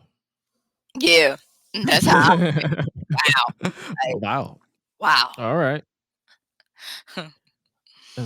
Like, all right, okay, cool, good deal. But yeah, that entire the NXT to me felt like it wasn't a bad show. It was just there. It didn't feel like a go home show. It felt like, oh, okay, cool. This was a show. It didn't suck, but it wasn't great. But if you guys enjoyed it, kudos. Kudos to you. But let's flip over the channel to AEW Dynamite real quick, because I know you said you didn't watch that. They kicked off the show with the AEW World Trios Championship match. The Death Triangle retained against the new All Atlantic champion Orange Cassidy and the Best Friends in the Trios match. It was solid for what it was from what I saw. AEW Interim Women's World Champion Tony Storm versus Hikaru Shida put on a banger from what I watched. So they have great chemistry in my opinion. Obviously after the match, Britt Baker and crew came out. Jamie Hayter, let me put respect on her. Jamie Hayter came out as well. So it was the heels attacking, and then Saraya came out, and she can get physical now, so she's been medically cleared. So there's that.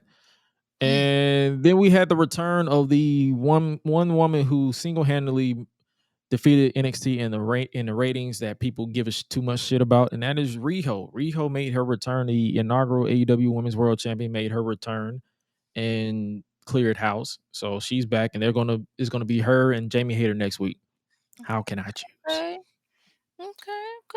But let's talk about the moment that basically stole the show for me, because anything else I didn't really care too much about, but this did. And that was MJF and William Regal still in the show. So we started off the segment with Tony Schiavone interviewing William Regal, but before he can speak, he was interrupted by MJF. And MJF came out, he said, and I quote, "I'm not here to fight, Will. You can put the knucks away," because William Regal, he was already ready. He was prepared. He said, "Oh, I'm about to pull out the." He literally pulled out the brass knuckles. He was like, "All right, what's up?" Right. He had no no fear in his eye. He's like, "All right, cool." He looked like he was ready. He's like, I'm ready. I'm ready for a fight. And then obviously he said this, "I'm not here. You can put the mucks away. I'm here to talk. I'm going to tell a story, and I don't care how long it is. You're going to listen because you owe me that." When I was 19 years old, training in the business for 1 year, one fateful day, I get pulled over by my trainers, and they say, "Your hard work has paid off. We got you work as an extra at a WWE show." I packed my best gear and I drove to the arena, and then me and the extras, we were all greeted and spoken to by Sir William Regal. You told us we were all going to have a tryout matches before the show. You had us against random opponents. The onlookers were Arn Anderson, Dean Malenko, and William Regal. It was my turn, and I was shaking like a leaf. I wasn't fighting for a contract. I was fighting for my life, because pro wrestling is my life. You pulled me away from the group and said, "Follow me." You brought me to a separate room and said, "Kid, you've got 3 minutes to sell yourself. Go." You told me you were going to get me a job that day. And then what happened? My dream was about to be accomplished. And then with a crooked grin, you said, "How old are you, kid?" I said, 19. You said, "Sorry, you're much." You said to me, "Kid, I see something in you. When you come of age, put my name on you." I busted my ass, and you promised to review my progress month. By month 3, you sent me a promo I have read every single day since. Let me read it to you. Email said, "Max, I am a very busy man. Make a name in the wrestling business. When you're one of the top in the world, we'll hire you in WWE." That's the email you sent to a 19-year-old kid, a child with a kid. When I read that as a kid, when I read that email, I wanted to quit professional wrestling. Look me in my eyes. I couldn't have you and all the naysayers win. Before that, he basically said he wanted to kill himself. So suicide, trigger warning, but he said he wanted to kill himself. And he said, "And here we are, and my God, have the tables turned. You are nothing more than a sad, withered old man who got fired. And now you have snuck into my company. I'm MJF. I'm a generational talent. And I'm also the man who your former employer would love to have in the bidding war of 2024. I read your email now whenever I need a good laugh, because that's what you've become to me. Nothing more than a joke. And I'm about to become the AEW heavyweight champion of the world because I'm MJF and I'm better than you, and you know it. Regal then said, but then when he said all this, even when he said he was about to kill himself, Regal just had this big ass smile on his face. So William Regal didn't give a shit. He was like, he's like, I am a piece of your. He looked like he would have laughed too. Like I ain't even watch it, and I could tell. Like I was like, he probably done laughed at this kid. That man literally said, this is literally how I can describe it. This man was literally out here like, yeah, you about to do all this, but I'm part of your villain origin story. So, well, you son of a bitch, I'm in. Let's get it. That's literally how he was. He didn't give a shit. He didn't care. He was like, fuck it. But Regal said, job well done. You mentioned being 19 and being a child. At 16, I left home and worked at a carnival and had to fight grown men to get into this industry. I saw somebody in you who was going to be a big star. I wanted to light a fire under you. I never quit. And if it took an email to get you to that place, then you had it easy, sunshine. He loved calling people sunshine. You've had it easy. You had it easy, sunshine. And that's exactly what you've had. You've had it easy. Before you were born, I was insulting Mr. Schiavone, but I would never lay a hand on him. You never put your hand on somebody like him. I wanted you to be where you are. I knew you had it in you. The only problem is you let me down because you've taken shortcuts. Just because you're making lots of money, that still doesn't prove anything to me. Max, don't take any shortcuts. You want to be the devil, then make a name for yourself by being it right. But if you want to be the devil, show the world right now. Or are you going to take another shortcut? Regal then turned his back to MJF, and Max put on the Dynamite Diamond Ring, which is still a thing for some reason. He put on the Dynamite Diamond Ring and then hesitated. And then Regal said, you still got a lot to prove. Wow. And Regal left the ring. That promo had my attention. I was literally, NXT was on. I don't even remember what match was on. I literally said, I'll be right back. I'm watching this because it's going to be good. Because I've been wanting a promo face-off between William Regal and MJF for a good minute. And they did not disappoint. So if you haven't already, I'm going to send you the link. If you haven't already, make sure you watch it back. After we're done here, make sure you watch that promo. You don't have to watch the whole show. Just watch that promo. I'll send you the YouTube link. That is a masterclass right there. And I could listen to William Regal talk all day. That's how good he is. And then yada yada yada, the skim through everything else. It was solid. And then we obviously got to the main event between before I move on, Chris Jericho retained the ROH World Heavyweight Championship against Dawson Castle with the boys. Shout out to Dawson Castle and Chris Jericho. They gave us it was a solid match for what it was, but I would be remiss if I don't tell you that I am ready for Ring of Honor to go away from AEW. They're just there, taking up time and space. It's like either give them a show or get them the fuck off my TV. It's that simple. I don't care if it's on HBO Max. I don't care if it's on YouTube Plus, where you have to get a membership to watch it. Just give them their own show so that you don't have to oversaturate them on AEW. That's just how I feel about it. Obviously, they're building to... Chris Jericho is basically destroying Ring of Honor. That's basically the whole gimmick. And it's probably going to lead to someone representing Ring of Honor to win the title. And because I believe they have another pay-per-view coming up, and it is Final Battle, Saturday, December 10th in Texas. So hopefully the combination of the storyline happens there at Ring of Honor Final Battle. And it's going to be in Texas. If it was in Atlanta, I probably would go, but it's in Texas. So I'm not traveling to Texas. I'm good on that. There's that. And then obviously the main event, it was Jon Moxley versus Hangman Adam Page. It was a solid match. It was a typical Jon Moxley match where he was bleeding. It was everything you could do. Page, they were delivering dead eyes and pile drivers and all that stuff. but then the ending of the match happened. So Hangman charged at Moxley, but Moxley decked Hangman with the King Kong lariat, and then the match stopped because Page, when he takes a lariat, he flips sometimes. He landed on his head. He spiked his own head. And it was an accident. It was obviously an accident. So he knocked himself out. So Doc Sampson came in to check on him, and then they stopped the match. Moxley was declared the winner by stoppage. So it was a moment of awkwardness and pause, and then Moxley obviously grabbed the microphone. He said, "I hope and pray that Hangman Adam Page recovers to 100%. But this is a dangerous game that we play, and you got to have guts to play it. You got to put everything on the line every time you step in the ring. If MJF, you want to prove just who you say you are, get yourself out to the ring right now." So they had to improvise because I'm pretty sure Hangman was going to lose anyway, but they had to improvise to stretch everything out because he obviously got injured. And a lot you got a lot of people on social media. You got them saying, "Oh, is this a work? Is this whatever?" Not everything is a work. Mm-hmm. Hear me loud and clear. Work yourself to stop scaring the bitches.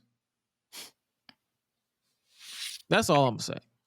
Because y'all literally cannot tell the difference between a work and a if you cannot tell the difference between a work and a shoot in 2022, I know you just are no fun to watch wrestling with. And I want to stay as far away from you as possible. Because not everything is a work. Because if it was a work, they would have showed the camera, him on the camera. They literally stayed away from him on camera. Mm-hmm. They had to unhook the bottom rope so they can get him out with ease, and they got him out. And there's that. But before we move on with how Dynamite ended, we have an update on Hangman Adam Page. We was provided that. So they gave us a nice update on him, and courtesy of AEW, Hangman Adam Page was taken tonight, which was on October 18th, by medical personnel to a Cincinnati trauma center and diagnosed with a concussion. Mm. He was discharged, but will remain in AEW's concussion protocol for the foreseeable future. AEW and Hangman Adam Page are grateful for the exemplary response and care of staff and local medical personnel, and are appreciative of the love and support that he has been given by fans everywhere. So bottom line is, we want to, here at the Gresh and Leaks podcast, we'd like to wish Hangman Adam Page a speedy recovery, because that was legitimately scary to see. Because whether you're a fan of someone or not, all you have to do is wish them well wishes. Because I'm gonna tell you this right now, and I'm gonna say this like until I'm blue in the face. If you do not have anything nice to say, as far as like, if you don't have to give, if you don't like the person or whatever the case may be, if you don't have anything nice to say, just shut the fuck up. Please. I truly mean that. Because I saw a lot of people was like, "Oh, this is karma, this is this, that, and the third." Fuck you and your opinion.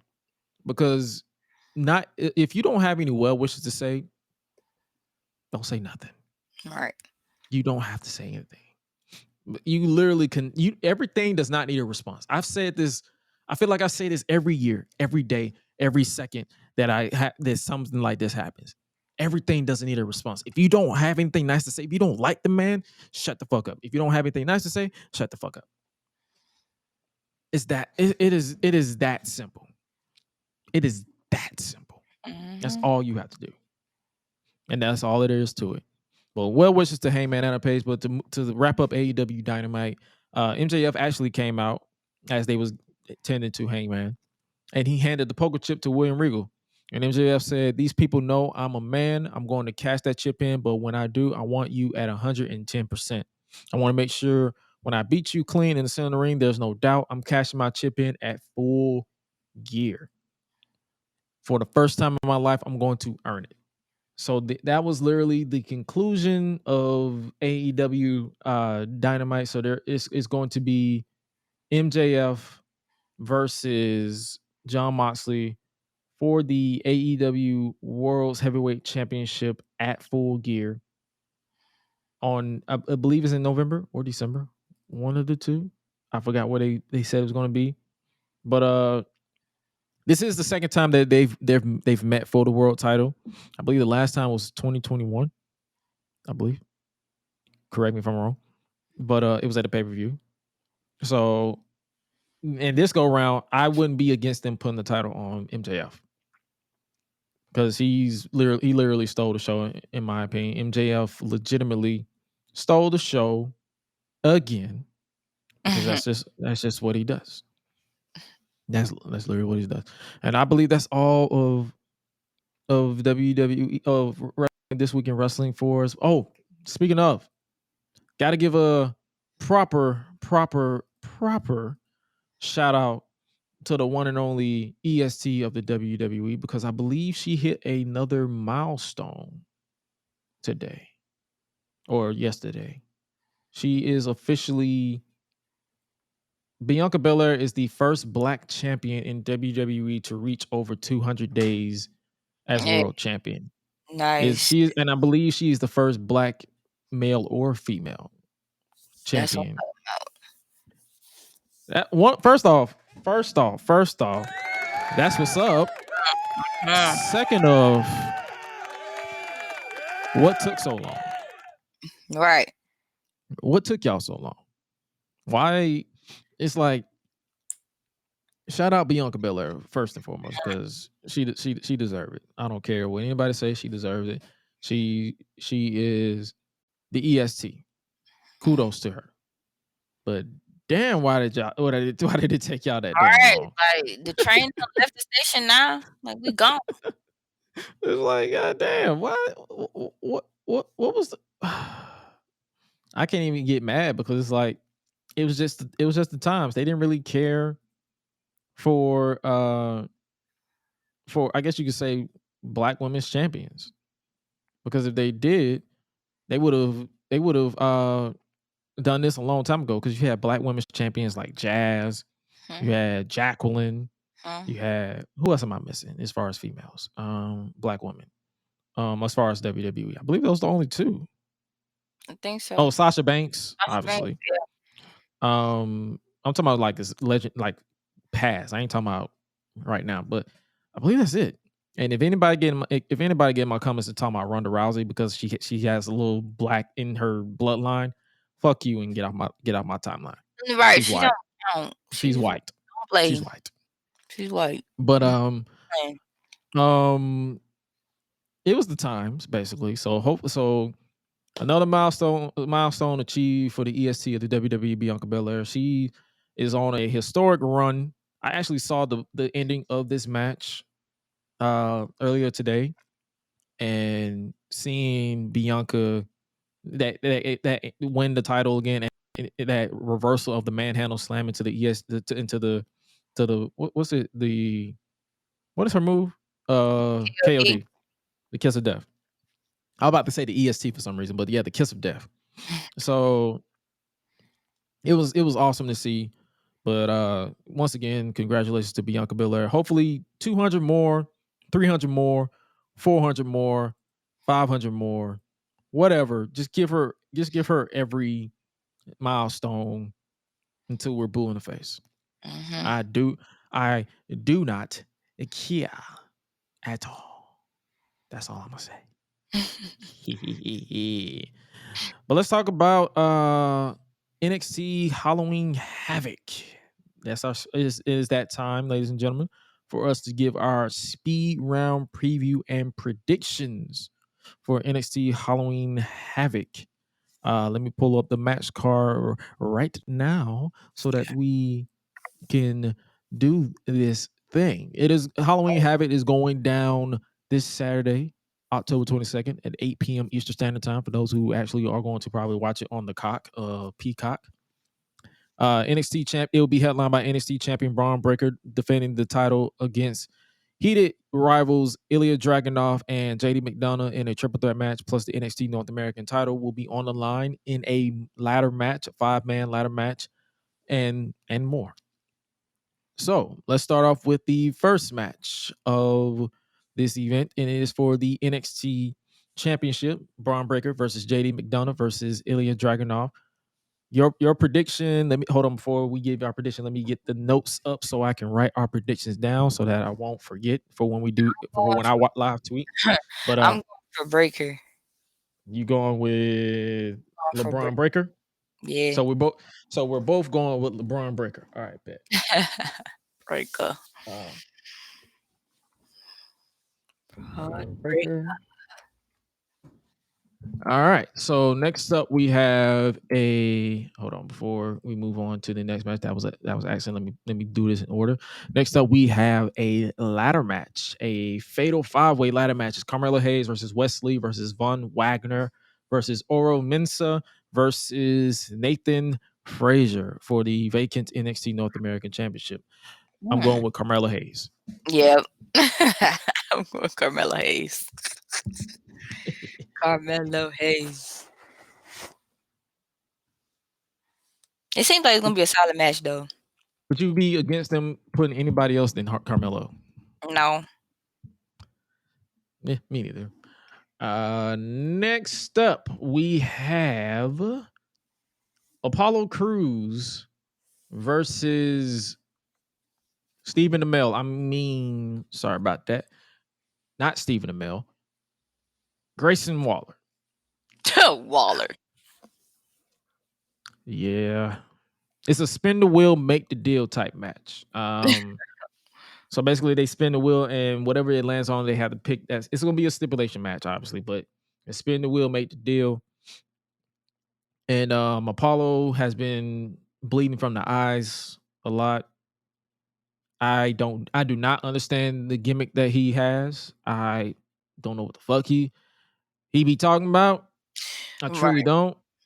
All I be hearing is this is literally how I be feeling. Oh, okay.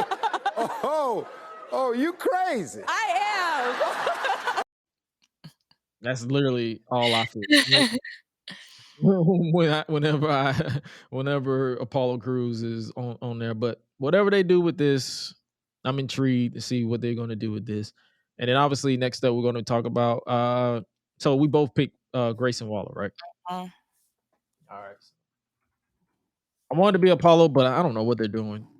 So then next up we have for the NXT, make sure my microphone is proper. For the NXT Women's Championship, it'll be Mandisha Rose versus Alba Fire. Will the Fire feel the thorns of Rose for the NXT Women's Championship? The dream match of nightmares. I never dreamed of this match before in my life, but here we are.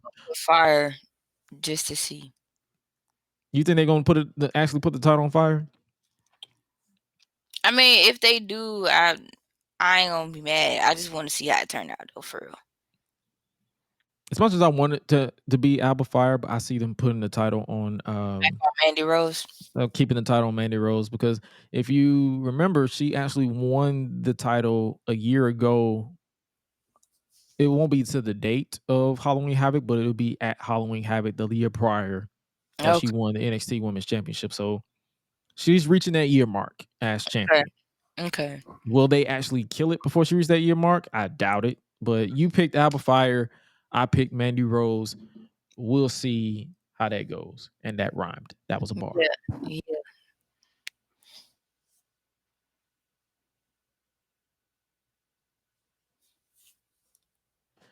Next up, we have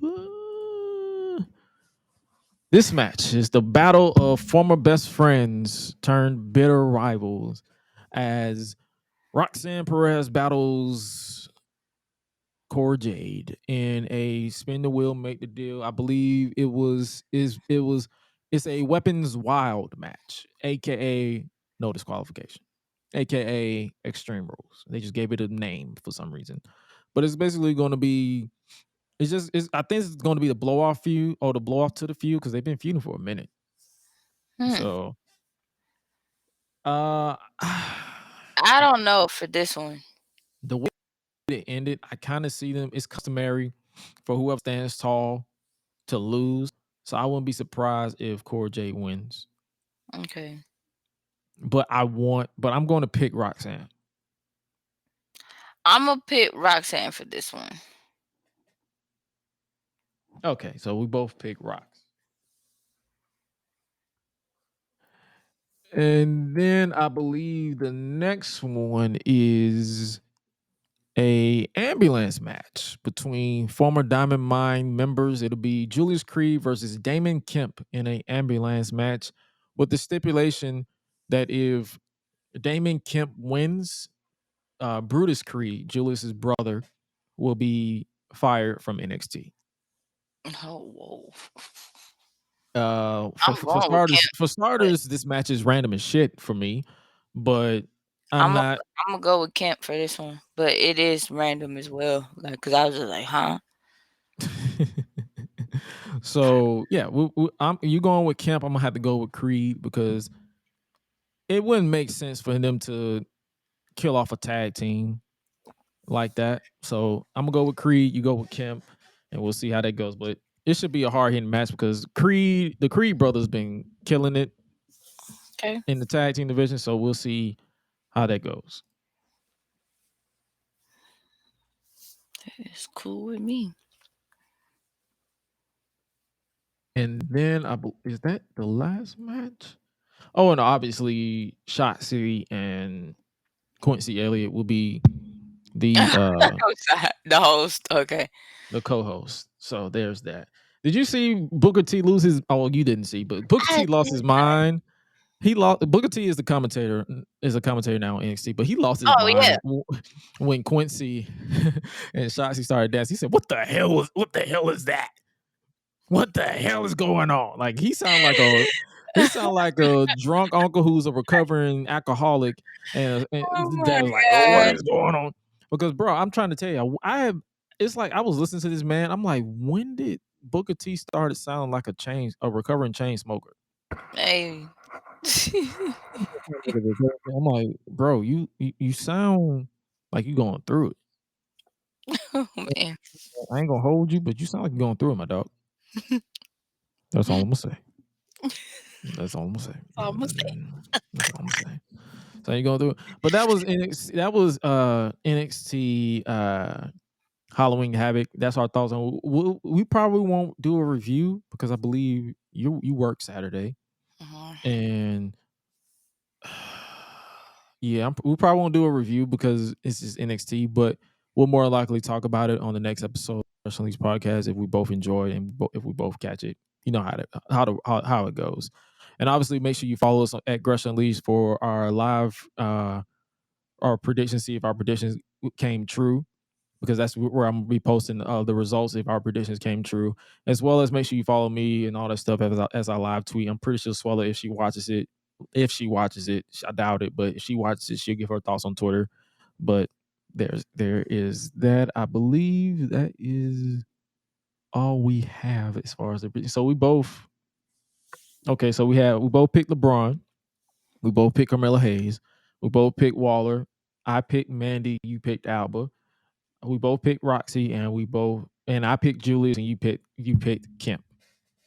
All right, so that concludes our preview and predictions for NXT Halloween Havoc.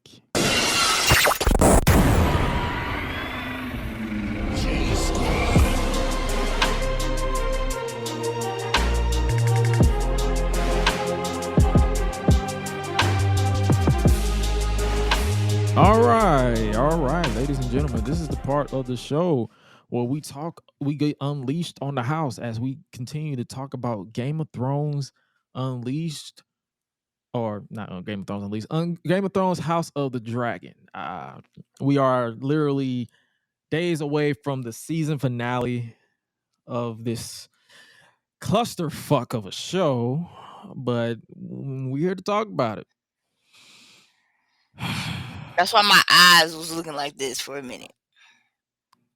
So this last episode, I hate everybody. I hate every fucking body in this show. All of you can die. I hate everybody.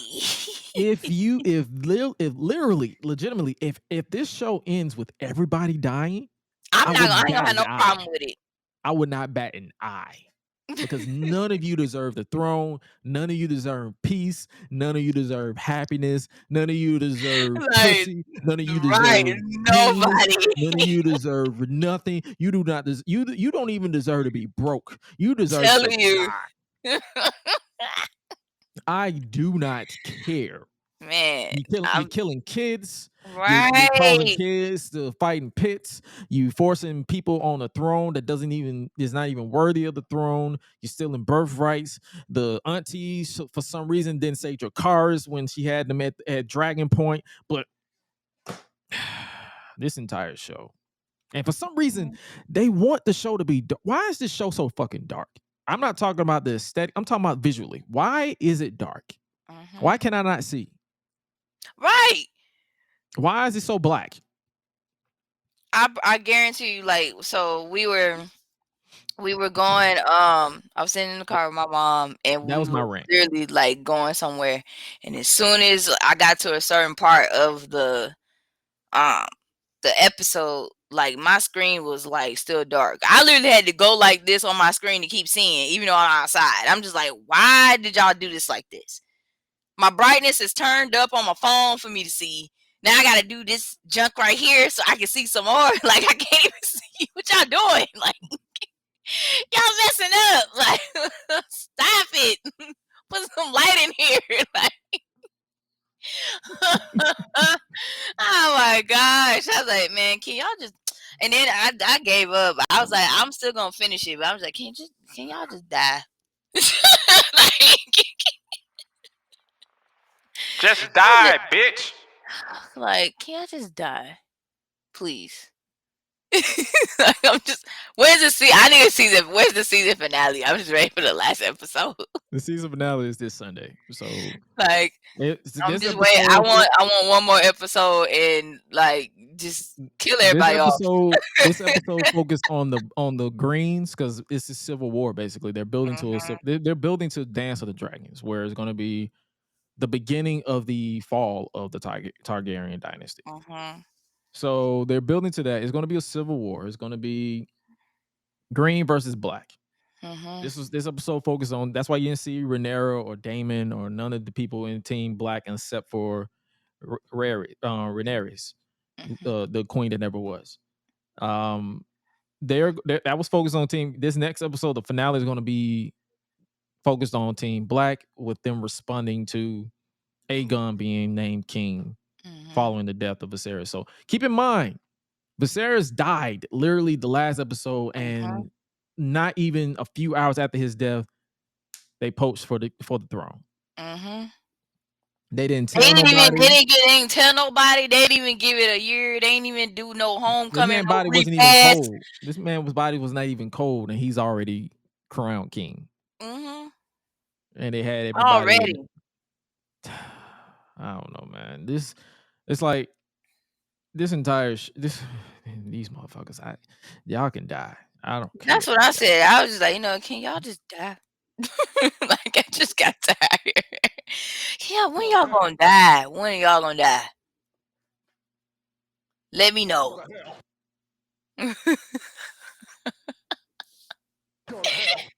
Like that's all I can say. Every time, Allison, Otto, for real, crippled foot, that strong, the crippled person who likes feet, right? Aegon. And you know what's crazy about that? He was hiding. He didn't even want to be crowned. That man was about to run. That man was on the run. That man was like, no, like I am not. No, I don't want to get in that. This man hid under the thing. Like, man, please, y'all can go out in the market and go find me. I've been at the house the entire time, living under in the basement. I'm not coming out. No. This man literally was about this man hid. Like he became a mouse in the house. and just hid under the surface because he was Oh like, I my do not want to be king. gosh. I do not want to be king. I You would have cannot just make left town, honestly. Like, cause what at you this point. hiding for in the house? Like, they gonna find you. They know where everything at. So why you just couldn't leave town, like without warning, without telling your brothers, just leave? He's dumb. I He's was like, dumb. this kid here. He is Like, Aegon the second is a loser. Aegon the second is use a your loser. brain. But I'm the like, Civil boy, War you is can about to think. begin, and if George is to believe the writer of the actual books, they're probably going to tell this story for 4 seasons because I believe he said he believes that 4 seasons of 10 episodes will be enough to tell the entire story, and that'll be enough. Okay. And At I least agree. hope You don't so. have to stretch it out. You don't have to stretch it out. Let everybody Please die. don't. Please. Let everybody die Don't because do this. Like, because if you read the books, everybody dies. It dies. Mm-hmm. Everybody Everybody dies. So be prepared for a lot of bloodshed and a lot of death and dragons eating dragons because Mm-hmm. the big dragon is going to be brought into play. So Yeah. please just let everybody die. Oh, and one more thing.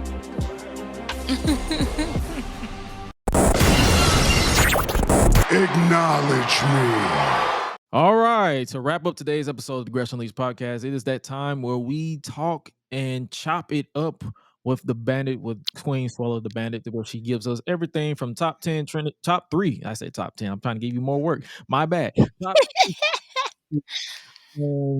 Everything else, I give her the reins where she literally tells me what's going on in the world that is outside of the professional wrestling world, outside of the stuff that we watch. So take it away, Queen Rebel.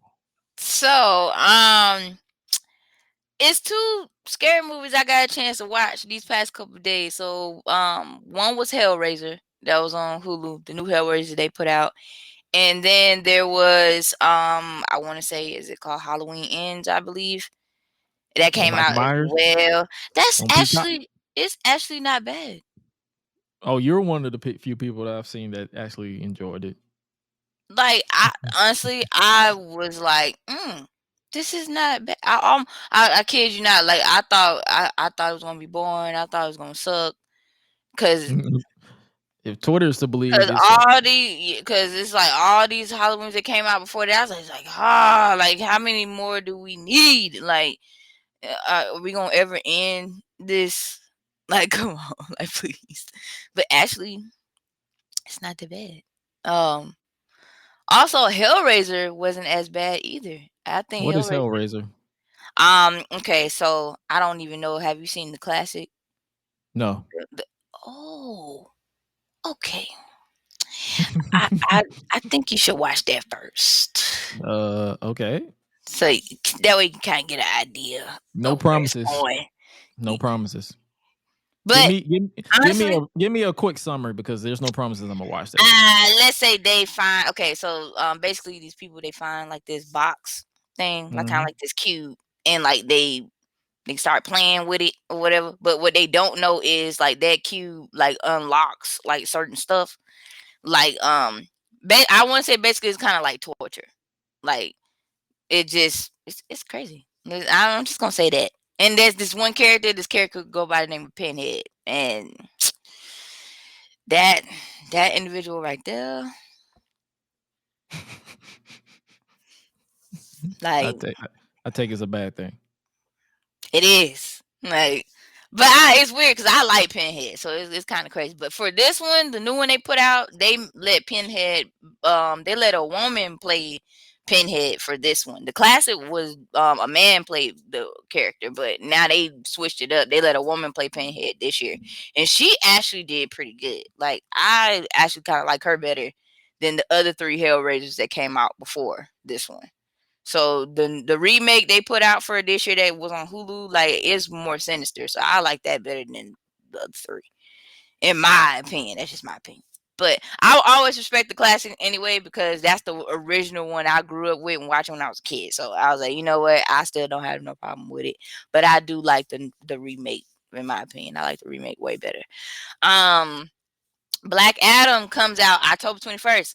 ladies and gentlemen. If y'all don't know who Black Adam is, I'm gonna I've need seen some y'all. reviews.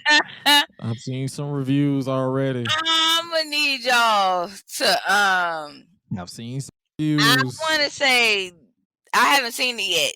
I know it come out I've October seen some. 21st, but Some is people it saw it is early. it I've some seen the is it reviews. bad? I I've hope it's seen not bad. the reviews are bad, but I've seen the reviews. Oh God. So I might have to go. I might have to schedule myself to go watch it. Yeah, that's If what I'm saying. not, I still want to watch it at least for if not myself. Friday, Monday, maybe Yeah, it one come of out these days. I'm gonna tomorrow. watch it. I still want to see it though, just to see what it's like. I might go see it tomorrow if I ain't got nothing to do. But yeah, I'm hearing some mixed reviews, mainly more towards the negative. So Okay. I still want to check it out though, just for kicks. let's But keep yeah, hope alive. just keep Let's keep hope alive. Let's keep hope alive. Dwayne Oh my gosh, ain't fumble with this movie. he ain't But fumble. I said hopefully he ain't fumbled with this I hope movie not. because buddy, I'm gonna feel bad if I. Oh my god, these reviews are hilarious, but man. Ah, I still want to see it. I still want to see it. Oh, man. Still want to see it. What has been going on? I heard that they still supposed to have the Jake Paul and Silva. They still supposed to go against each other. Still, I'll take your word for it because I don't follow them like that. I think it's supposed to happen either a week. I think it's probably like a week or a couple days before Crown Jewel, where Logan goes against Roman Reigns. So, I think so. Huh. Okay. I gotta find the actual date of it, but yeah, I think that's supposed to be happening pretty much next month. Also, your girl here is supposed to go to Mexico next year. I did put up a nice little GoFundMe on our lovely Gresh Unleashed podcast page on Facebook. So if you want, She uses Facebook, even though I donate. gave her the password to Twitter and Instagram. Anything you donate is greatly appreciated. Even though I gave her the password to literally, You know what's crazy? Ever since you gave me that, I still ain't been on there. Like, motherfuckers don't use Facebook like that unless you old. yeah, I'm gonna have to put it on Twitter. I'm gonna do that today because I didn't even think about it as much, and I was like, you know what? Like, I would love to do that, but I was like, you know what? How about I just do a GoFundMe? Like, I didn't even think about it. It didn't hit me until like a couple hours today. Just I was link like, it on link it on the socials, on every social media. Make sure you guys, if you feel led to donate, go ahead and do that. yes, go ahead and do that. Go ahead and do that and all that stuff. Other than that, please make sure you stay hydrated. Please make sure you stay bundled up. It is getting cold out here. Well, especially in our local state. And stop talking to me about Kanye. I don't even want to talk about it. Please stop talking to me about Kanye. Because There's I a don't know. PSA. Do not talk to me about Kanye. Please stop. Please stop I don't know talking. what their deal is. Anyway, also please, if your lips dry, there's Carmex for that. Because I don't know why y'all think in the wintertime it's okay to have chapped lips. It's not.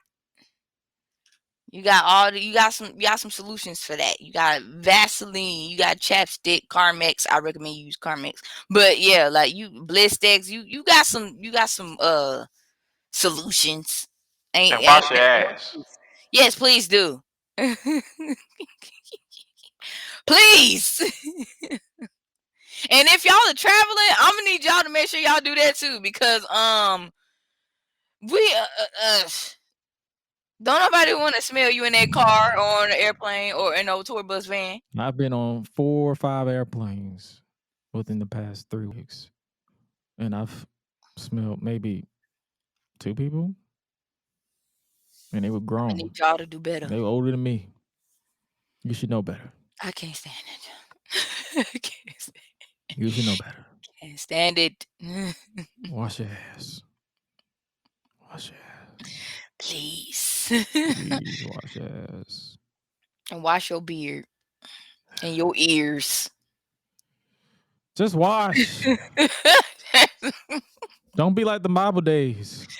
Just My wash. gosh, 'Cause I please. still don't have confirm or denial if the Bible had soap back in the day. Because I still wonder to this day how Jesus and them wash their ass. I still wonder. Man. I still do.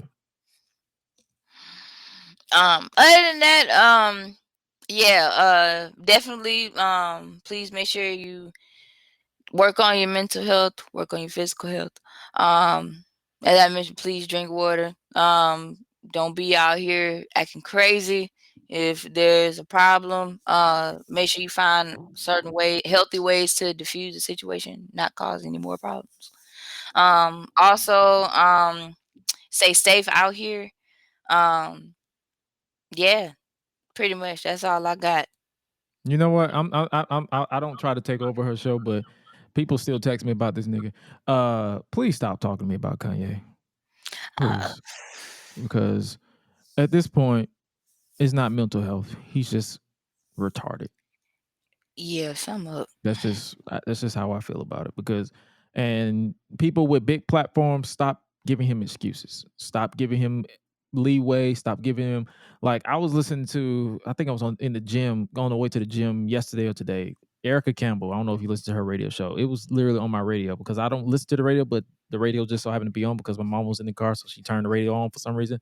But when it was on, her and her co-host was basically calling him a genius and all that stuff, but he's going through something. Please stop. He's not going through anything. He's just stupid. That's just how it is. If he doesn't want to be black, let him bleach his skin, and I would not bat an eye. If he like, because the reason why I have beef with it and I want to talk about it is because if let it be anybody else, not named Kanye, that says anything, they would literally call him everything but the child of God. Mm-hmm. But since it's Kanye, oh, he's misunderstood. He's a genius. No, I'm misunderstood and I'm a genius, but you don't see me out here acting a fool. Please stop using that as an excuse for people who are blatantly spreading misinformation. And for what? Like, so now the daughter of George Floyd is suing Kanye for the drug. Didn't they already sued him before? I don't know. I don't know if they have. I don't follow these people like that. But since people talk to me about people, that's all I know. I don't legitimately. I don't search out Kanye. I have not listened to none of his music since him and Jamie Foxx did a song. Can you hear me, Mike? That's the last time I heard a song from Kanye. Done.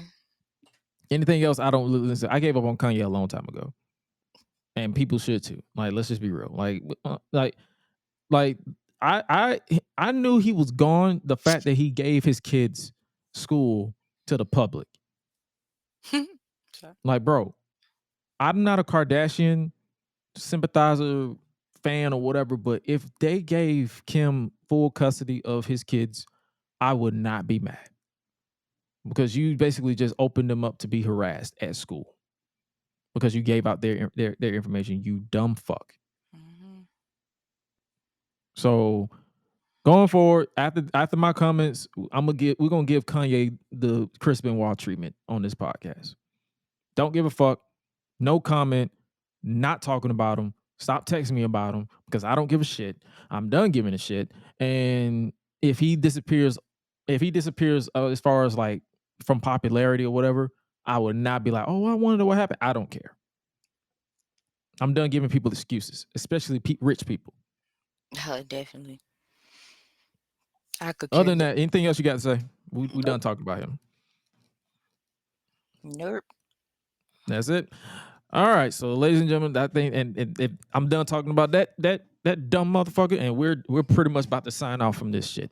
So if you guys enjoyed today's podcast of the Gresh and podcast, today's show of the Gresh and podcast, let me make sure I say it correctly. If you guys enjoyed it, make sure you hit that follow button because according to YouTube, you have to hit that subscribe button. If you're watching on YouTube, hit that subscribe button. If you're watching on Twitter and Twitch, make sure you hit that follow button. And if you are watching over on Facebook, make sure you hit that like button and share with your peoples. Share with your good peoples that for those of you who are actually friends of or fans of the wrestling business or anything in general, make sure you just show support and just follow us. And speaking of following us, make sure you follow the podcast itself at Gresh Unleashed. That is on Twitter, Instagram, and Facebook.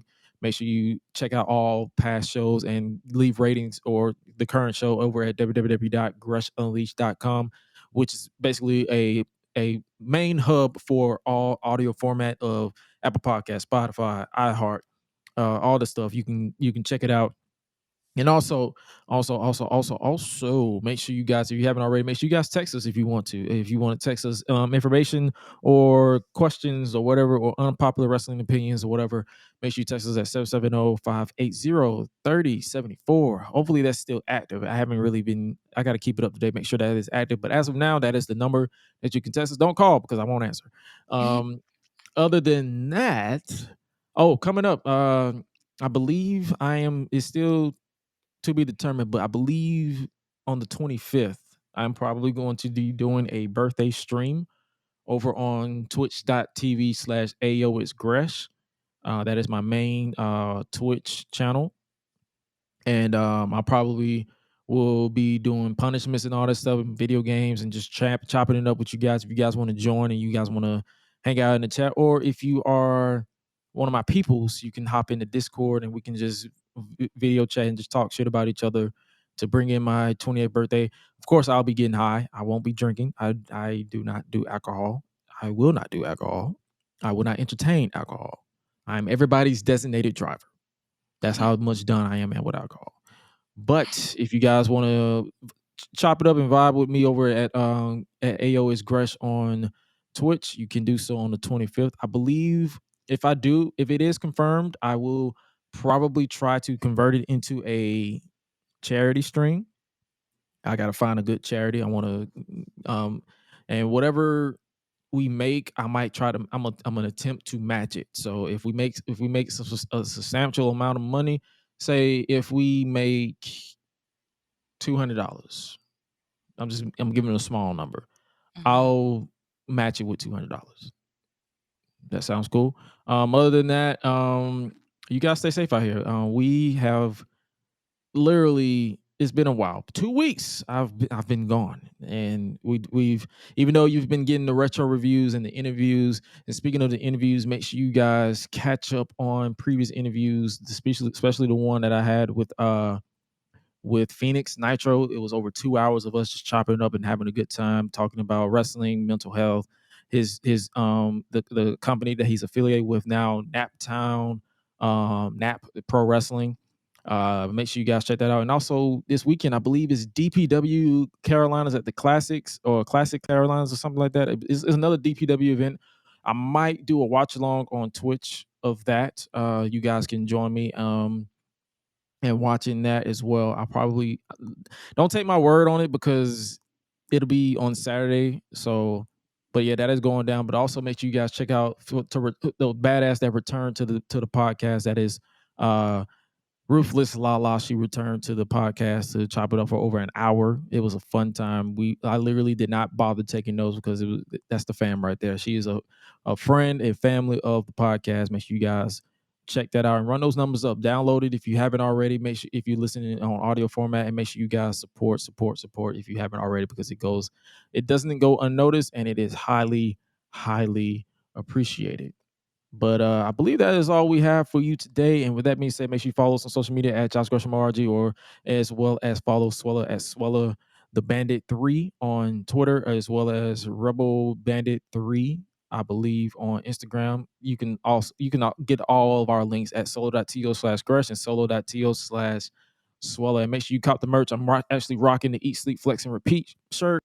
I have a limited edition hoodie of the flexing season that is purple and gold. If you like purple and gold, make sure you cop that merch. You have 11 days, I believe, until it is gone from the Gresh.live store. So make sure you guys check that out. Join the Reddit. Support the podcast over at patreon.com/Gresh Digital. I appreciate you guys for rocking with us. And with that being said, I'm going on far too long because we are not trying to go over going to that 2 hour and 30-minute mark. But with that being said, you guys stay safe. I'm about to go crazy on this Right here. You guys stay safe out here in the world of unknown, but the world that you should know is that we appreciate you. And with that being said, you guys stay safe out here. And remember to always eat, sleep, flex, and repeat. We out. Crazy. Let me stop doing that. I'm sorry about that.